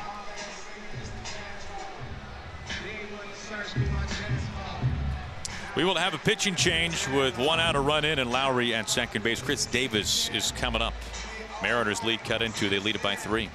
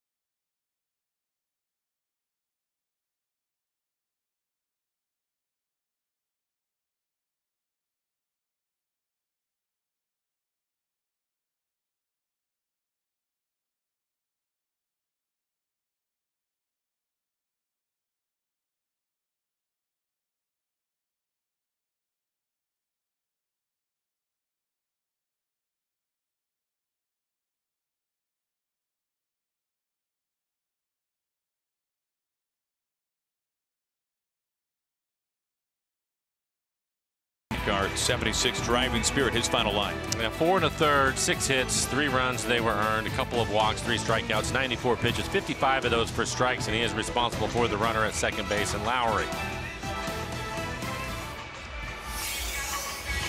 Our Beacon Plumbing call to the pen. Emilio Pagan inheriting a runner with 1 out. For Pagan, good fastball at 94 miles an hour, slider, changeup. He has pitched well for the Mariners. 12 appearances, a 2.73 ERA, 26 strikeouts over 6 walks. Opponents hitting just 198 against him.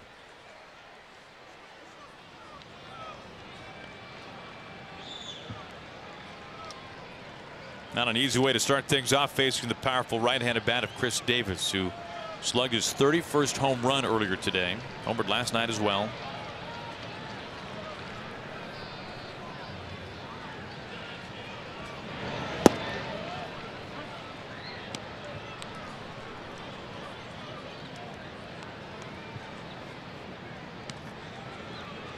I like that he decided to start him off with a slider. More importantly, throw it for a strike.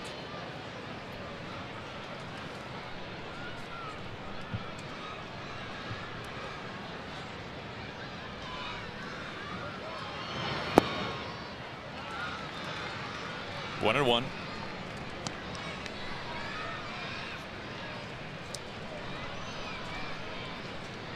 I mentioned it last night. Casey Lawrence coming into the game.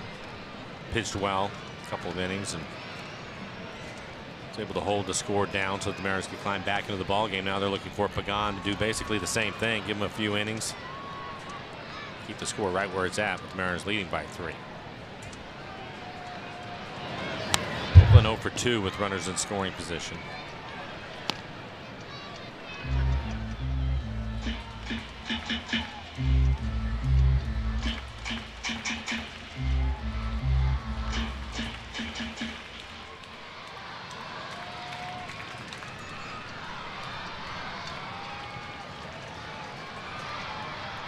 Lowry, his 33rd double of the season, standing out at second base.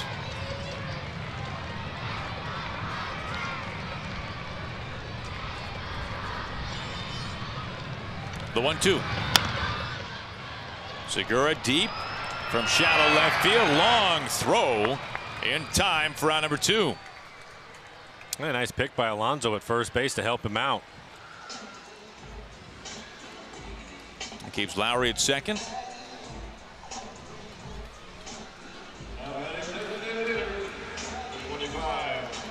Two outs, Lowry at second for Ryan Healy. Alonso getting his second straight start at first base.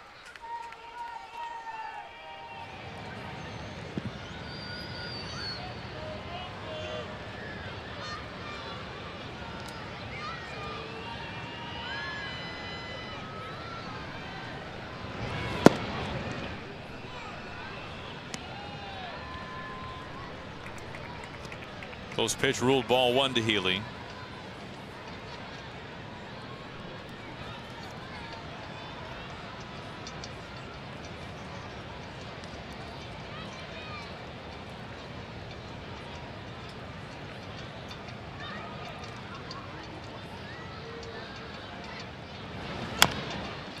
Over Pagan, right to Cano for out number 3. Now Lowry, the double left stranded, a run in for the A's. We've completed 5. Mariners have a 6-3 lead.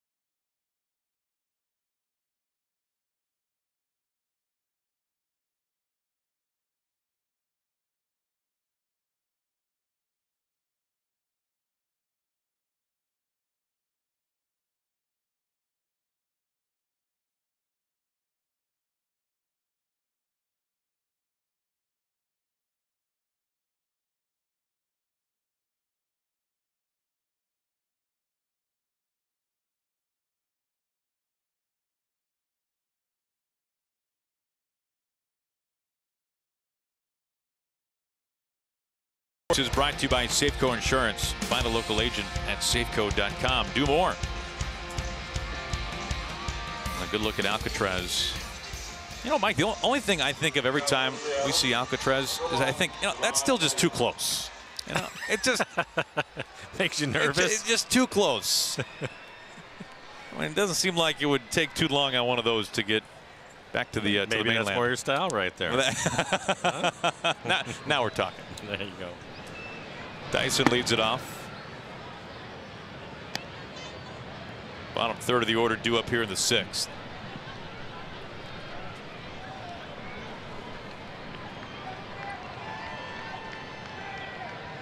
Nobody warming up inside the A's bullpen. Now at 93 pitches for Cotton. Davis bends to the knees, makes the catch for out number 1.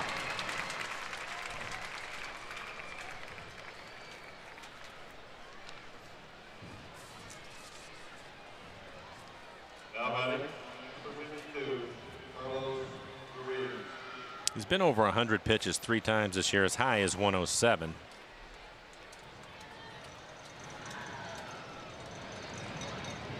Faces Carlos Ruiz with 1 out and nobody on in the 6th.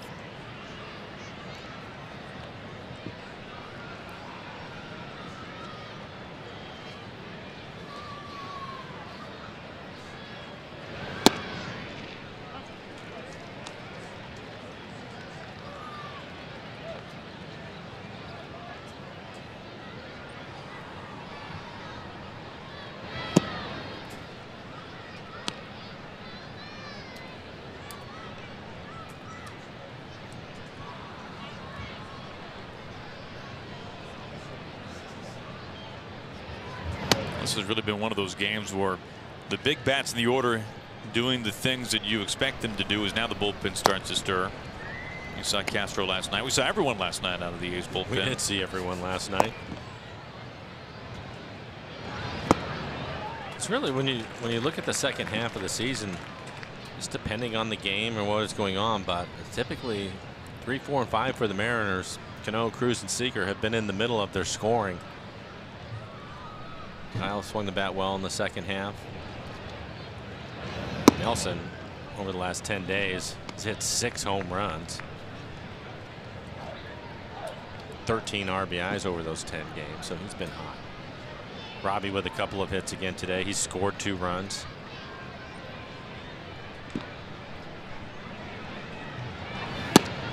Strike 3 called. Right on the fringe. 2 outs. Mariners Care and PACCAR are hosting a book drive at Safeco Field next Tuesday to benefit the Page Ahead Children's Literacy Program. Fans are encouraged to bring new books or make a cash donation at the gates to help children in need succeed in school by developing strong reading skills. Martin, a couple of hits last night, including the big home run in the 10th inning to give the Mariners the win. Looking for his first hit today, and this is skied, going to be foul. Simeon, the shortstop. Fair ball, actually. Just stays fair. Side sat down in order in the top of the 6th by Cotton. We go to the home half.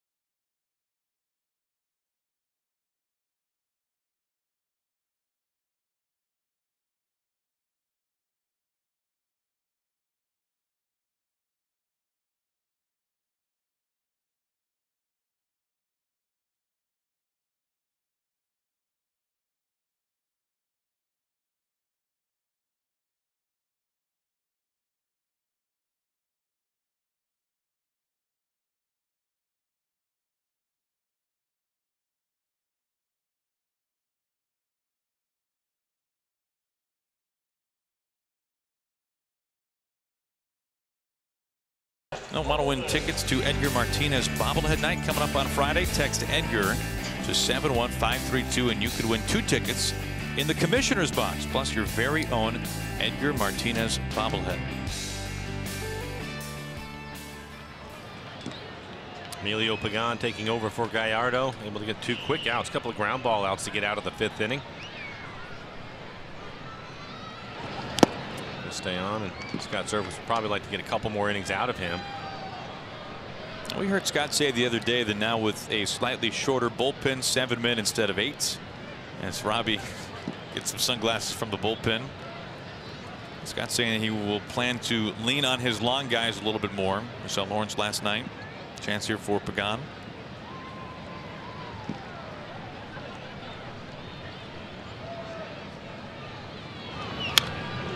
And the good news, you have Paxton going tomorrow, and he certainly has given the guys a breakout in the pen, so probably leaning towards that also, relying on Paxton to get a little bit deeper in the game. Give those guys a break.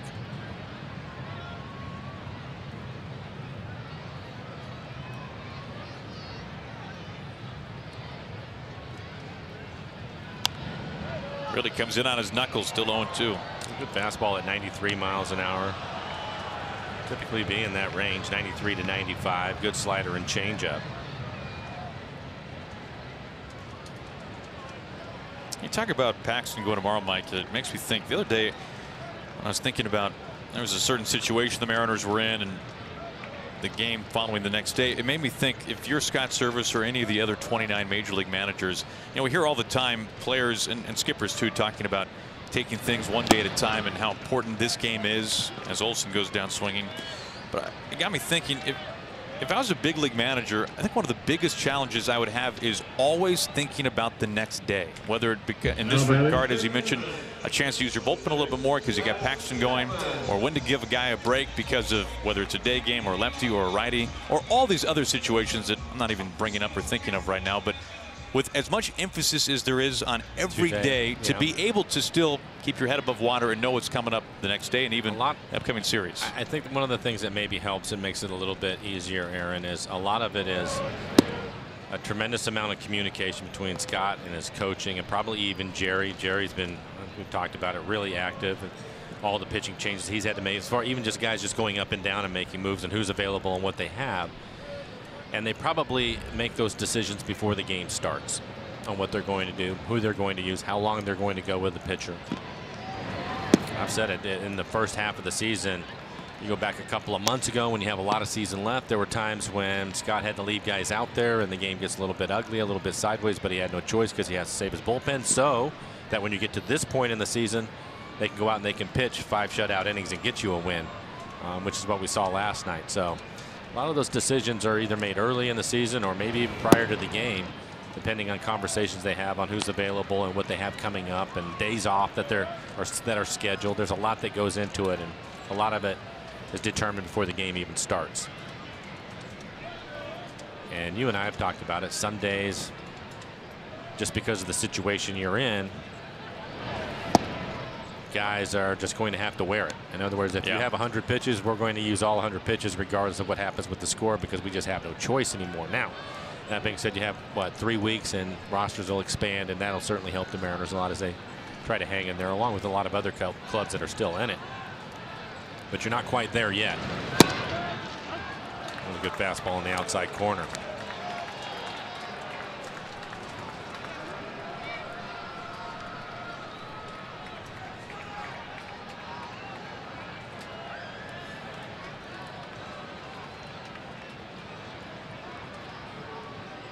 One out, nobody on, bottom of the 6th. And the 3-2. Strike 3 call. Pretty good slider, 3-2. After painting the fastball away, comes back with a slider.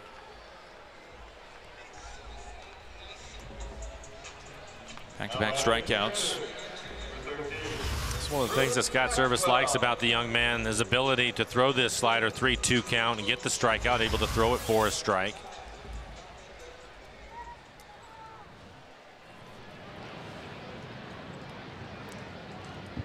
Facing the catcher, Bruce Maxwell.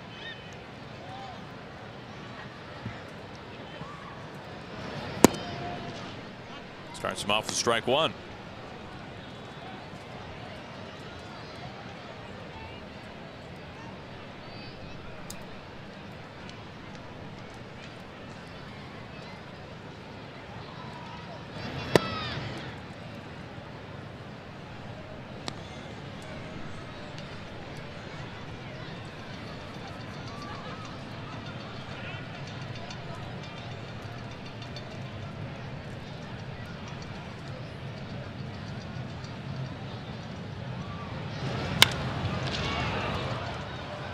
A little more routine this time around for Ben Gamel.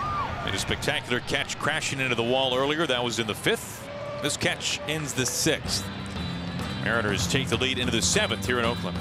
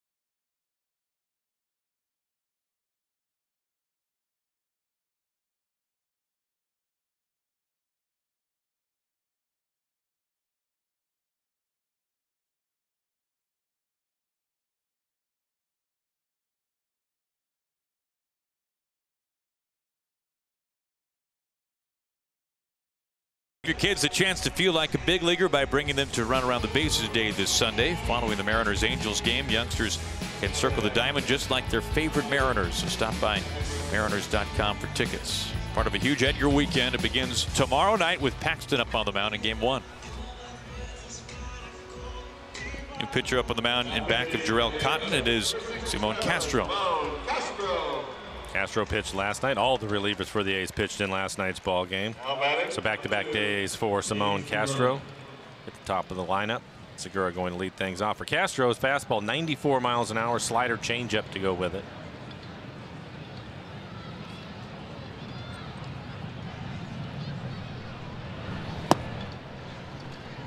Segura 1 for 2. It's also walked, scored a run, stole a base. Having a good afternoon.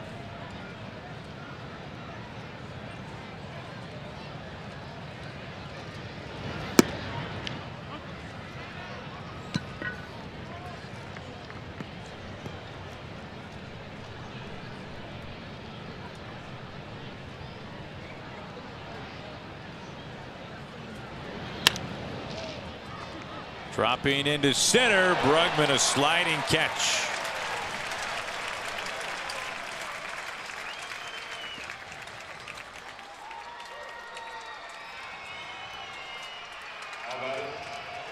Well, Segura hits this one right on the button. Solid line drive with some carry to it. That's the reason why Brugman was able to come make the sliding catch just before it hits the ground.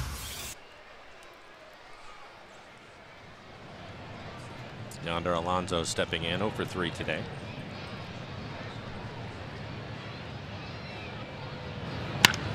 On the first pitch with the shift on, Simeon gobbles it up. 2 outs. Boy, the Mariners have hit the ball hard twice here in the inning. Nothing to show for it. See what Cano can do. He's having a good afternoon. 2 for 3, has scored 2 runs.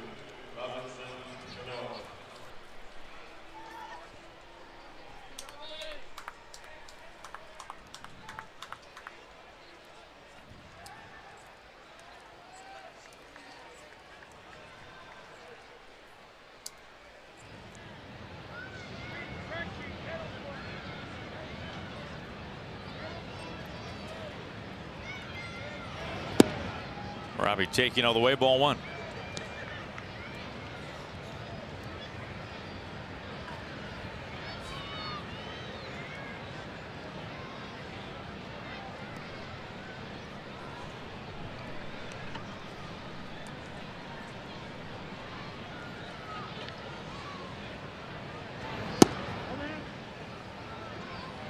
And a good count for him.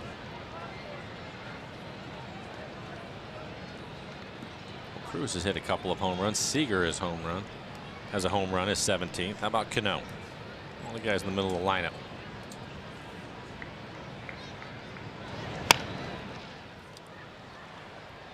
Just works itself foul. 2-1. Came back with a changeup.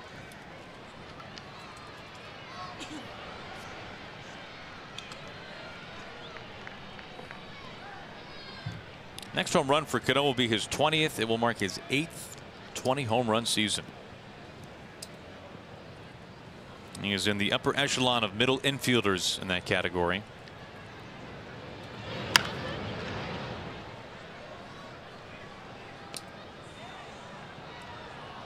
Look at active middle infielders with 20 home run seasons. He's tied with Tulowitzki, both with 7.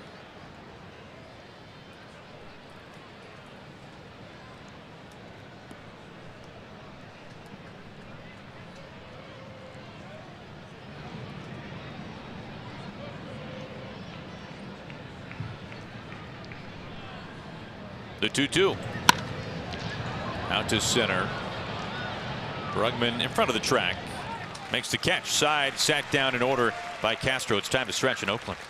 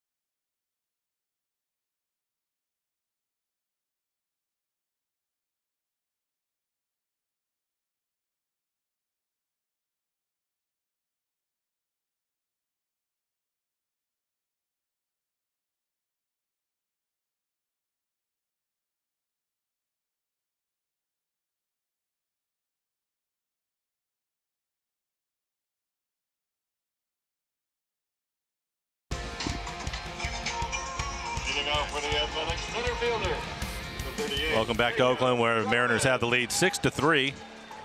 Emilio Pagan on in relief. An inning and 2/3 for him so far.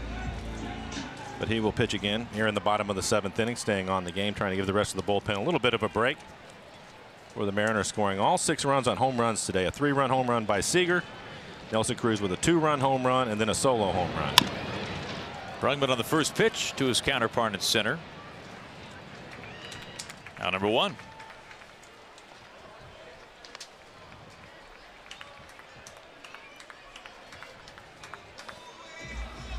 Talked to Scott Service a little bit about Pagan. We know that he obviously likes what Emilio has done. That has helped to increase Emilio's role a little bit in terms of where he was pitching in games from time to time. But you look at the swings and misses that he gets on his fastball, especially, we were talking earlier, fastballs at the top of the zone. That seems to be bread and butter for Pagan. I think that you're right about that, and I think that they have a couple of pitchers like that. I think you can say the same thing for Nick Vincent. Nick Vincent at 89, 90 miles an hour can throw his fastball at the top of the zone, and a lot of late swings, a lot of swings and misses off of it, along with his cut fastball. So some deception with both of them, and the fastball just seems to get on you. Now Pagan throws a little bit harder. His fastball 93 to 95 miles an hour, but he also has the slider and changeup to go with it.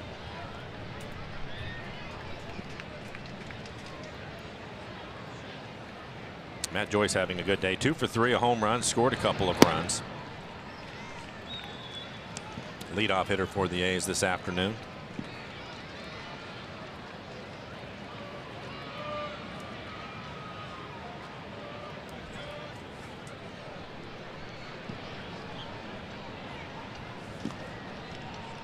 The 1-1 makes it 1-2. Josh Smith, Ryan Dull both getting loose. A couple of right-handers in the A's bullpen.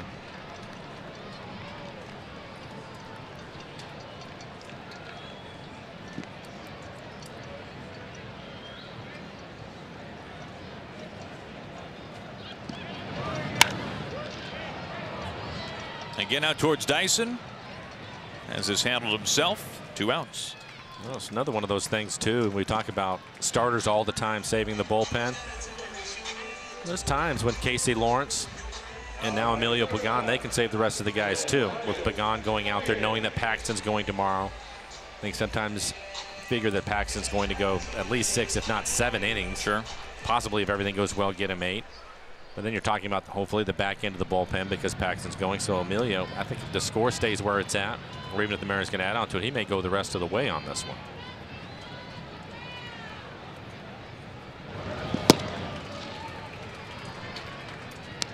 Even if it's a quote-unquote safe try? Well, or you look at it the other way. If Paxton's going to go deep, then maybe you feel that you can go with Vincent in the 8th and then have Diaz throw the 9th, knowing that Paxton's going to go tomorrow. Just depends on what Scott's looking at, how he feels about the game, and things are going overall. But right now, Pagan's really throwing the ball well. I just think with Felix going on the disabled list, Phelps not being here, you're going to have to be creative and look at different ways because you can't have the same guys pitching every night, obviously. And they've done such a great job up to this point. Lined into left field, a base hit off the bat of Semien, his first hit today. Making the turn quickly, gets into second base standing. 2-out double, Marcus Semien.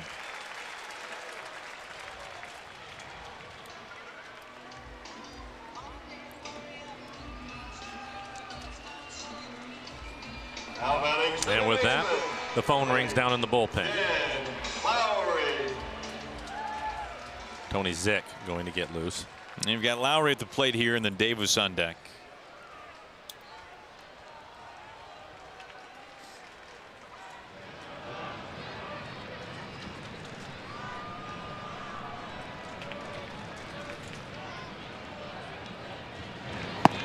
Ball 1. Lowry with a double his last time up. He's down the left field line going the other way with it. Picked up an RBI.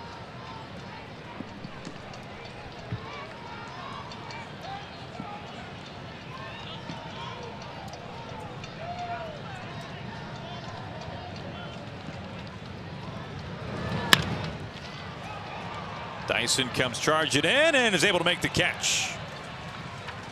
All 3 outs to center field. Semien stranded at second. We are going to the 8th. Mariners lead at 6-3.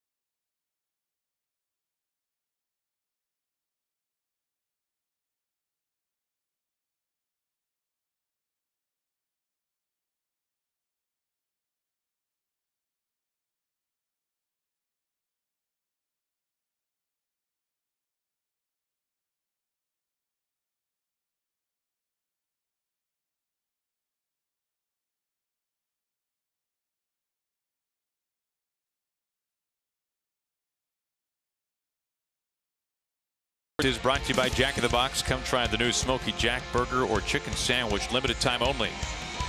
By BNSF Railway, sponsor of the BNSF Blast. By Money Tree, proud to make a donation to Mariners Care for every Mariners win. And by CenturyLink, connecting you to the power of the digital world. Well, sun's starting to come out a little bit here in the Bay. Mariners lead at 6-3 as we go to the top of the 8th inning. And a new pitcher up on the mound, Josh Smith, takes over for Oakland. A little bit of everything for him. 23 appearances on the year, high ERA at 5.5, 21 strikeouts over 13 walks in 31 innings. Giving up 3 home runs this year. Speaking of 3 home runs, Nelson Cruz looking for his 3rd. For Josh Smith, his fastball on average 91 miles an hour. Slider, cutter, curve, changeup.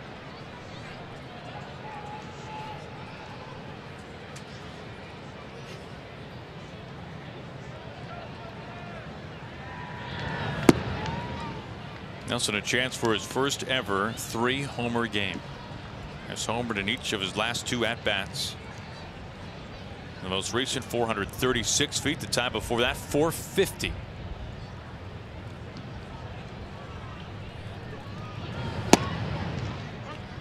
Behind 1-2.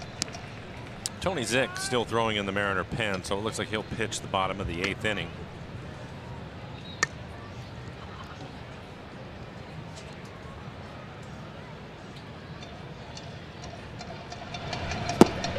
Big swing and miss that time from Cruz.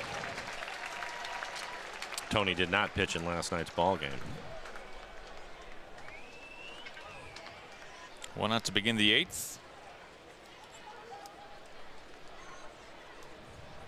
Here comes Kyle Seager, a home run back in the 1st. 3-run shot.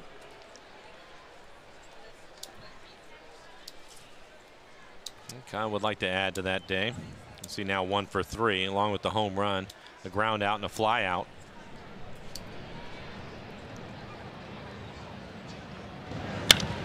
First pitch in play. Lowry with the spin and shallow right. Out number 2.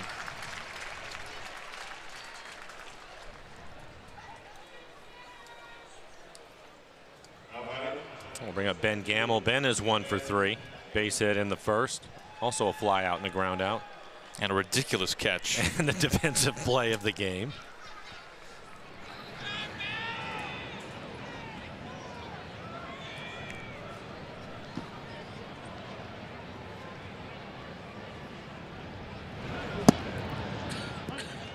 We'll have to hear from Ben after the game, and not to say that that was a comfortable catch for Ben Gamel, but it did appear, at least from our vantage point way up here, that let's just call them the semi-permanent fence in left field looked like it maybe had a little bit more give to it than your average big league wall, as either that or Gamble just been running into it with such force that he bowed it back. So you would have had no problem crashing into that. That's what I'm saying, Mike. I prefaced it.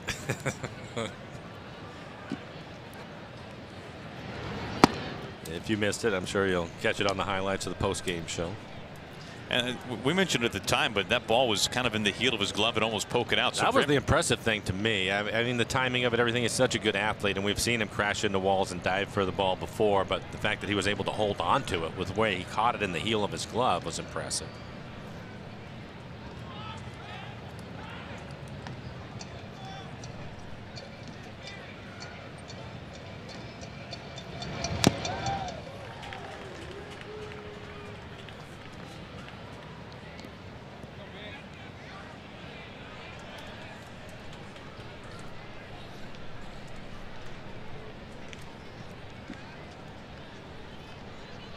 Gamble a chance for back-to-back multi-hit games here.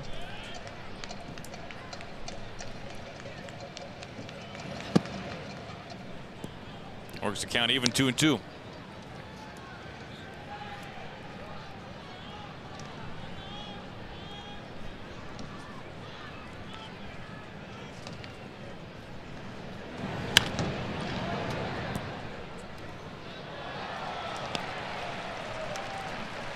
By the time Gamble's career is over with, or even before by the time the year is over with, we'll be able to have a pretty good highlight reel of Gamble crashing into things.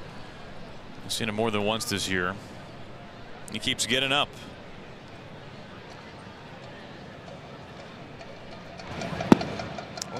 We saw that from him last year.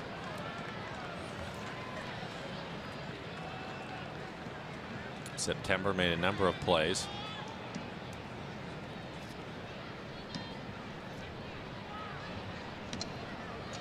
Two outs, nobody on. Gamble's worked the count full. Pulled near the line to first base. Olson handles it smoothly. Side sat down in order for the third straight inning to go to the bottom of the eighth.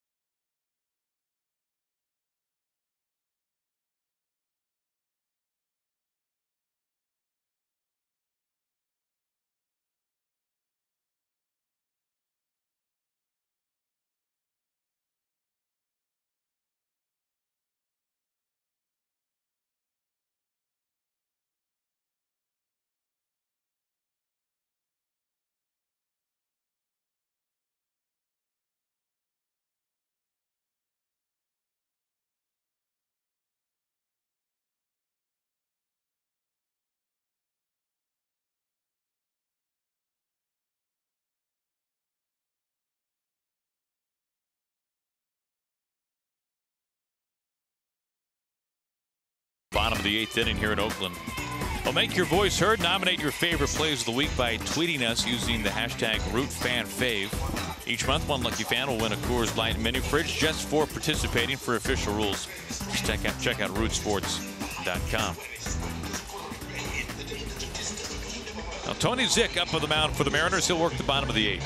40 appearances on the year, a 5-2 record, a 2.23 ERA for Tony. 32 strikeouts with 36 in the third. Opponents hitting just .203 against him.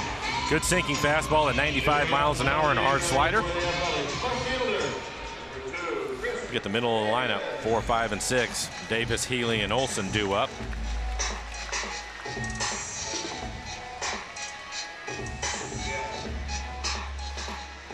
Davis has only hit today a home run, a solo shot in the third.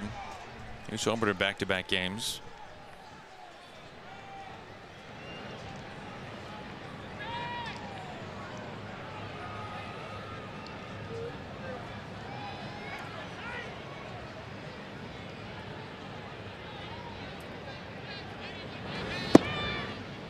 Starts him off with ball one.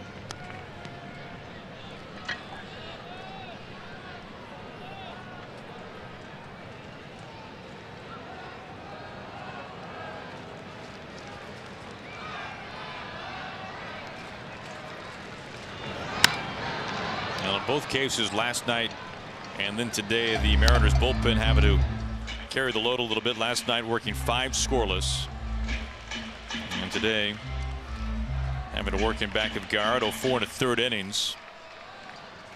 3 runs, 6 hits for Giovanni. But that start tomorrow night from James Paxton coming at just the right time.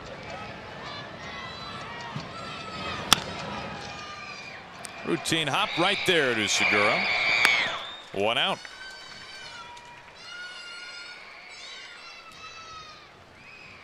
That brings up Ryan Healy. Mariners will have Paxton going tomorrow night in game 1. That takes us up to Edgar Weekend at Safeco Field. James looking for his 8th win in a row. Yeah, you look at his month where he was the American League Pitcher of the Month in July. You can see inside the A's bullpen. Those 6 starts, of course, winning all 6 and deserving the win, to say the least. all 6 times out. Maybe the most impressive thing, and you can make an argument for which is most impressive, but he gave up only 4 extra base hits in those 6 games, and they were all doubles, and that was it. Well, we talked about it earlier in today's game, especially this year, the way the ball is flying out of the ballpark for him. 113 innings now and just giving up just 5 home runs on the year. It's pretty amazing. He'll get the start tomorrow. The ground ball by Zick. 2 up, 2 down, both on the ground. I mentioned it. I heard it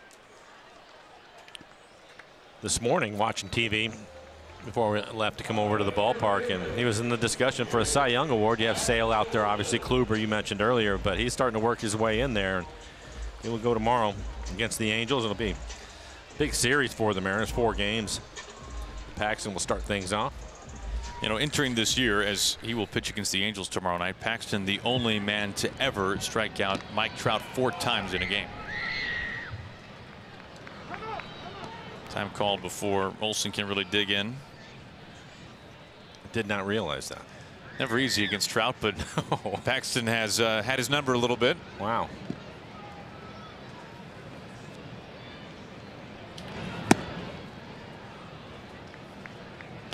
After a couple of ground outs, Mark Zepchinski will start to get loose in the pen, left-hander for the Mariners.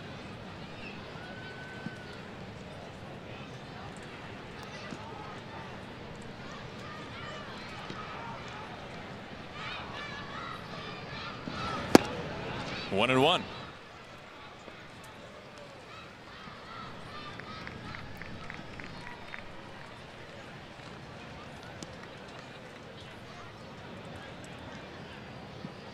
There's Mark.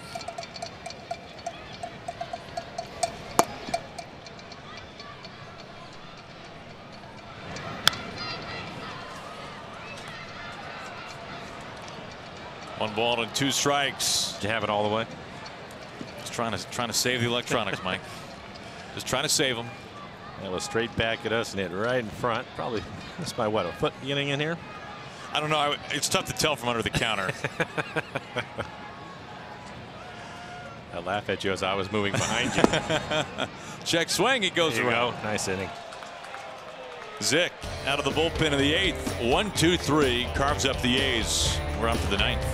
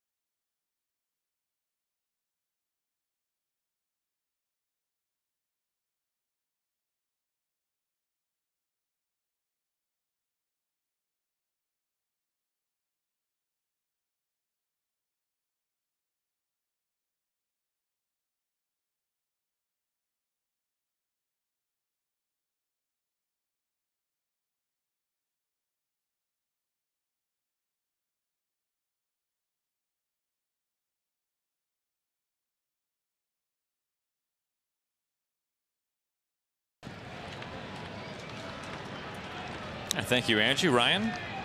Dyson leads off the ninth for the Mariners. Looks at ball one. By the way, looking up those numbers during the break, lifetime Paxton versus Trout, which we will see on display tomorrow night from Safeco Field.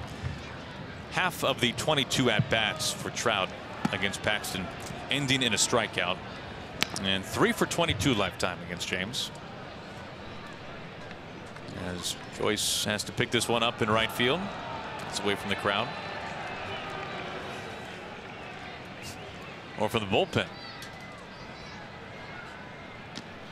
As Edwin Diaz starts to warm up.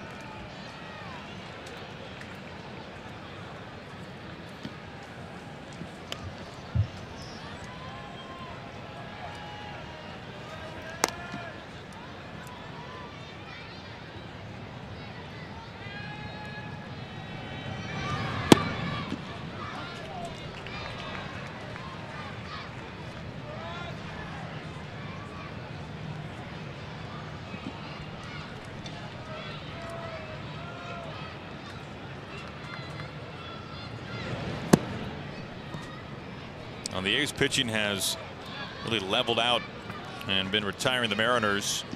They have not had a base runner since Nelson Cruz hit his home run in the 5th. 11 in a row sat down by A's pitching until Dyson reaches here. And as we've seen, the Mariners have been aggressive in the 2 games against the A's, running quite a bit. So I would expect Dyson to try to steal. Ruiz stepping in. Carlos Ruiz.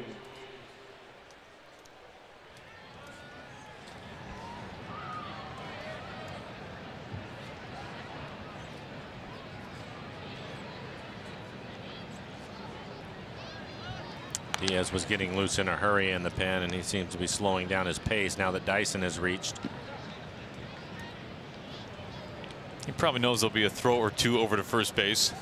Well, they may score a run right here too, so doesn't want to get completely cranked up in the bullpen. Looks like Pazos is also going to get loose in the pen. Hard throwing left-hander for the Mariners. And I don't blame Diaz. When you look at the Mariners, played 24 games. They've won 15 since the break. Diaz has saved 11 of them,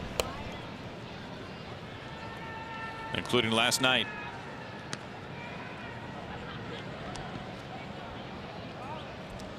Dyson now at 27 steals.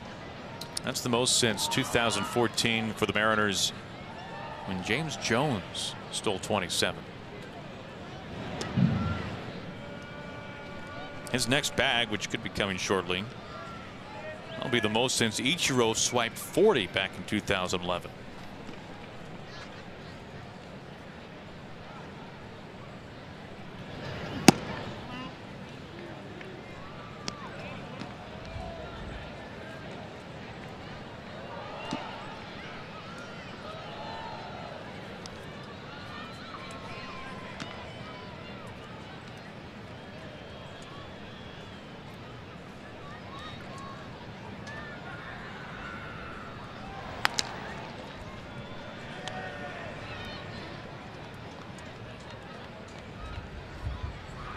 Speaking of James Jones, converted to a pitcher, by the way, and unfortunately having to go through Tommy John surgery.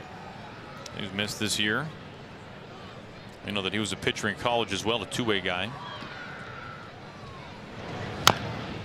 Chop off the plate.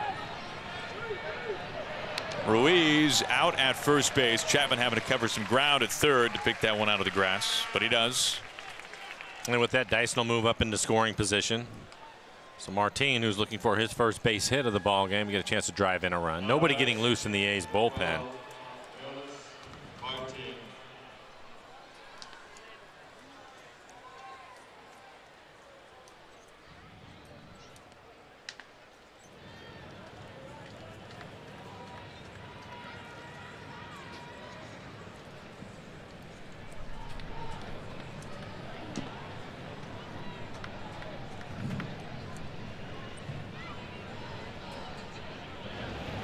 On the first pitch, swatted into right field. Joyce, a little bit of a hop.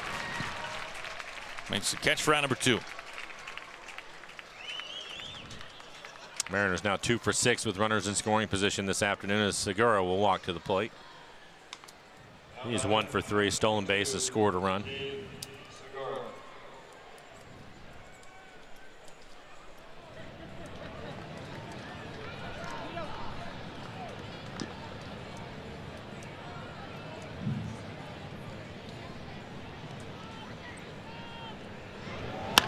Going after the first pitch. Over towards the Mariners bullpen. How about that catch? Backhanded play.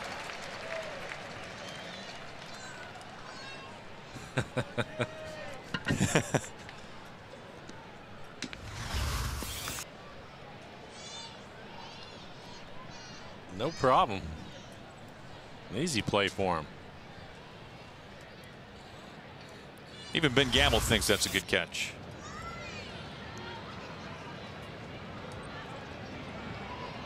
Keeping an eye on Dyson.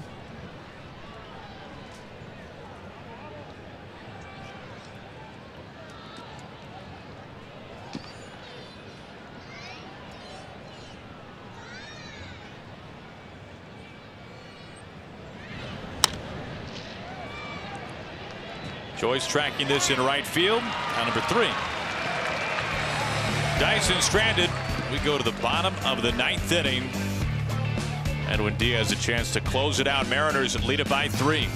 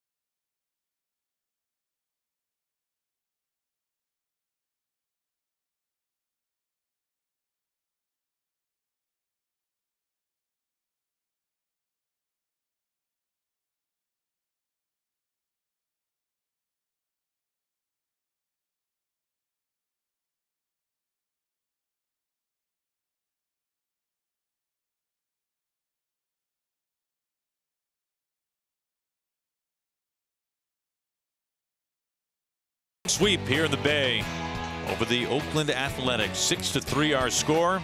Bottom third of the order due up for the A's. And they will have to face Edwin Diaz. And for Diaz, 48 appearances on the year, 24 saves.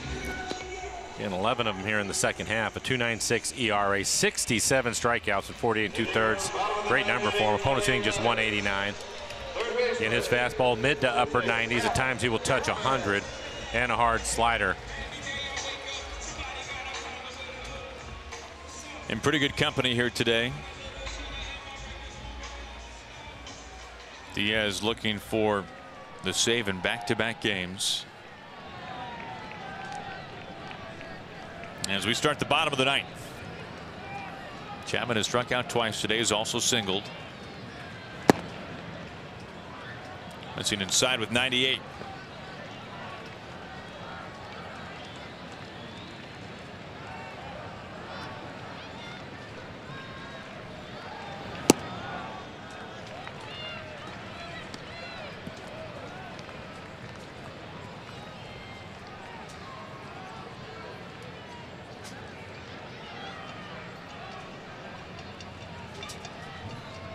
The 2-0.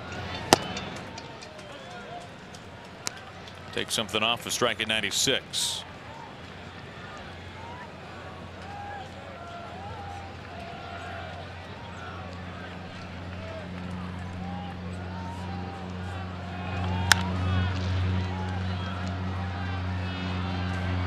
Martin out of room. This copyrighted telecast is presented by authority of the Seattle Mariners. It may not be reproduced or retransmitted in any form, and the accounts and descriptions of this game may not be disseminated without the express written consent of the Seattle Mariners.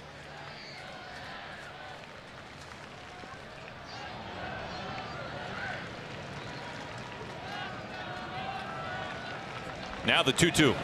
Strike three called. Steers him at 98.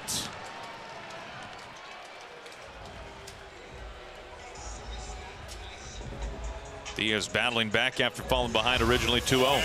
Well, not much of a chance for a hitter. You take a look at this fastball, a little bit of run to it, but 98 right on the outside corner. There's nothing you're going to do with that pitch.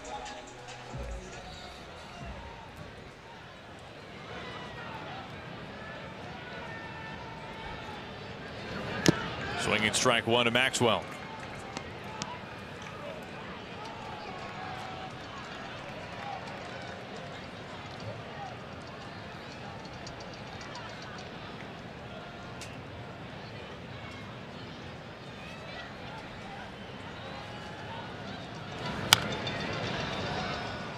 .99 on that fastball.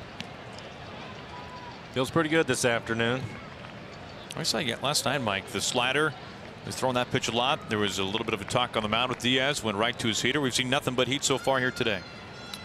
Yeah, it's a little bit different when you have a 3-run lead. He's going to be more aggressive with his fastball.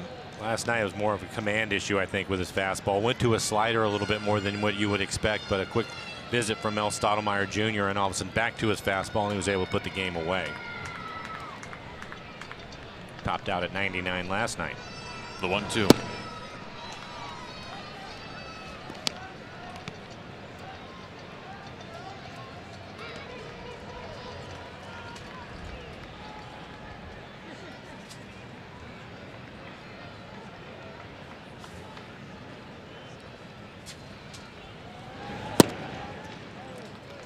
Full count.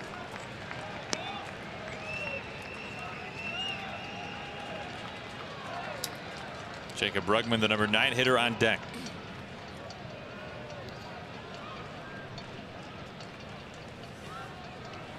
The 3-2 from Diaz.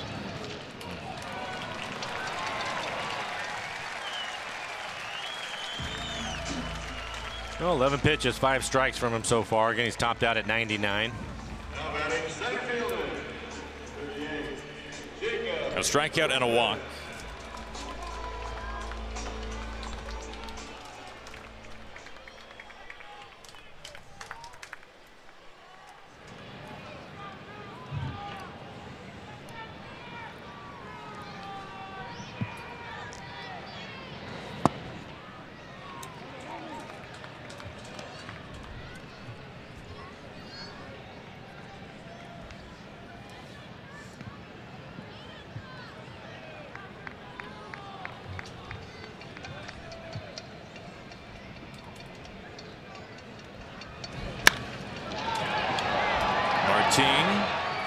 Nearing the track, nearing the wall, has just enough room for out number 2.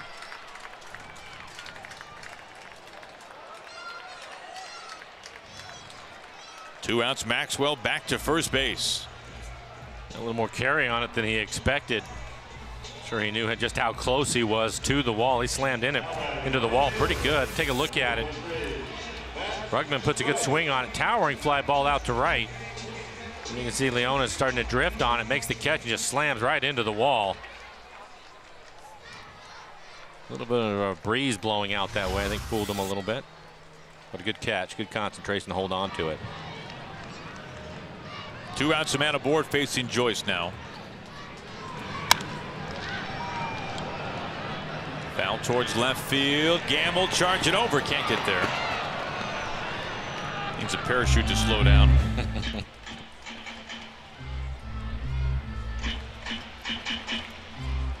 Well, that would have been fitting if Gamble had been able to make that catch after what he's done defensively today.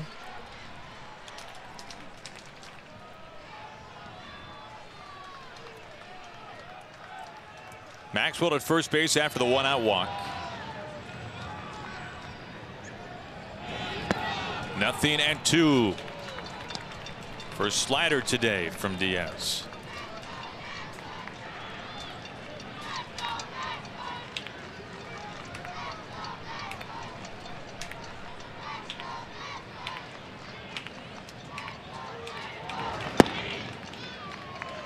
Doubles up on it, a ball and 2 strikes.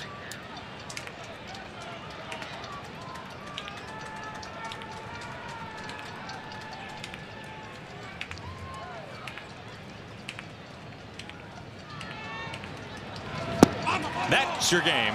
Diaz finishes off Joyce, and when the Mariners win it, they sweep these 2 games, and Mike, they win 6 out of 9 games on the trip. Yeah, great road trip, 6-3 on the trip. The Mariners came into here and really swung the bats well today. It was the home run. Nelson Cruz, who you see right there, a couple of home runs for him, and he ends up driving in 3. Kyle Seager with the big hit in the first inning. You looked at it, wanted the Mariners to get off to a fast start. He ends up hitting his 17th home run, drives in 3 runs, a 3-run home run for Kyle. And then what can you say about the bullpen? 2 days in a row, back-to-back days for the bullpen where they were just terrific, including Diaz getting saves in back-to-back games. Now 12 saves since the All-Star break. And look, 5 scoreless innings last night from the bullpen. Today, 4 2/3. They have been fantastic, especially here in Oakland. Mariners postgame presented by Alaska Airlines starts right now. Angie, take it away.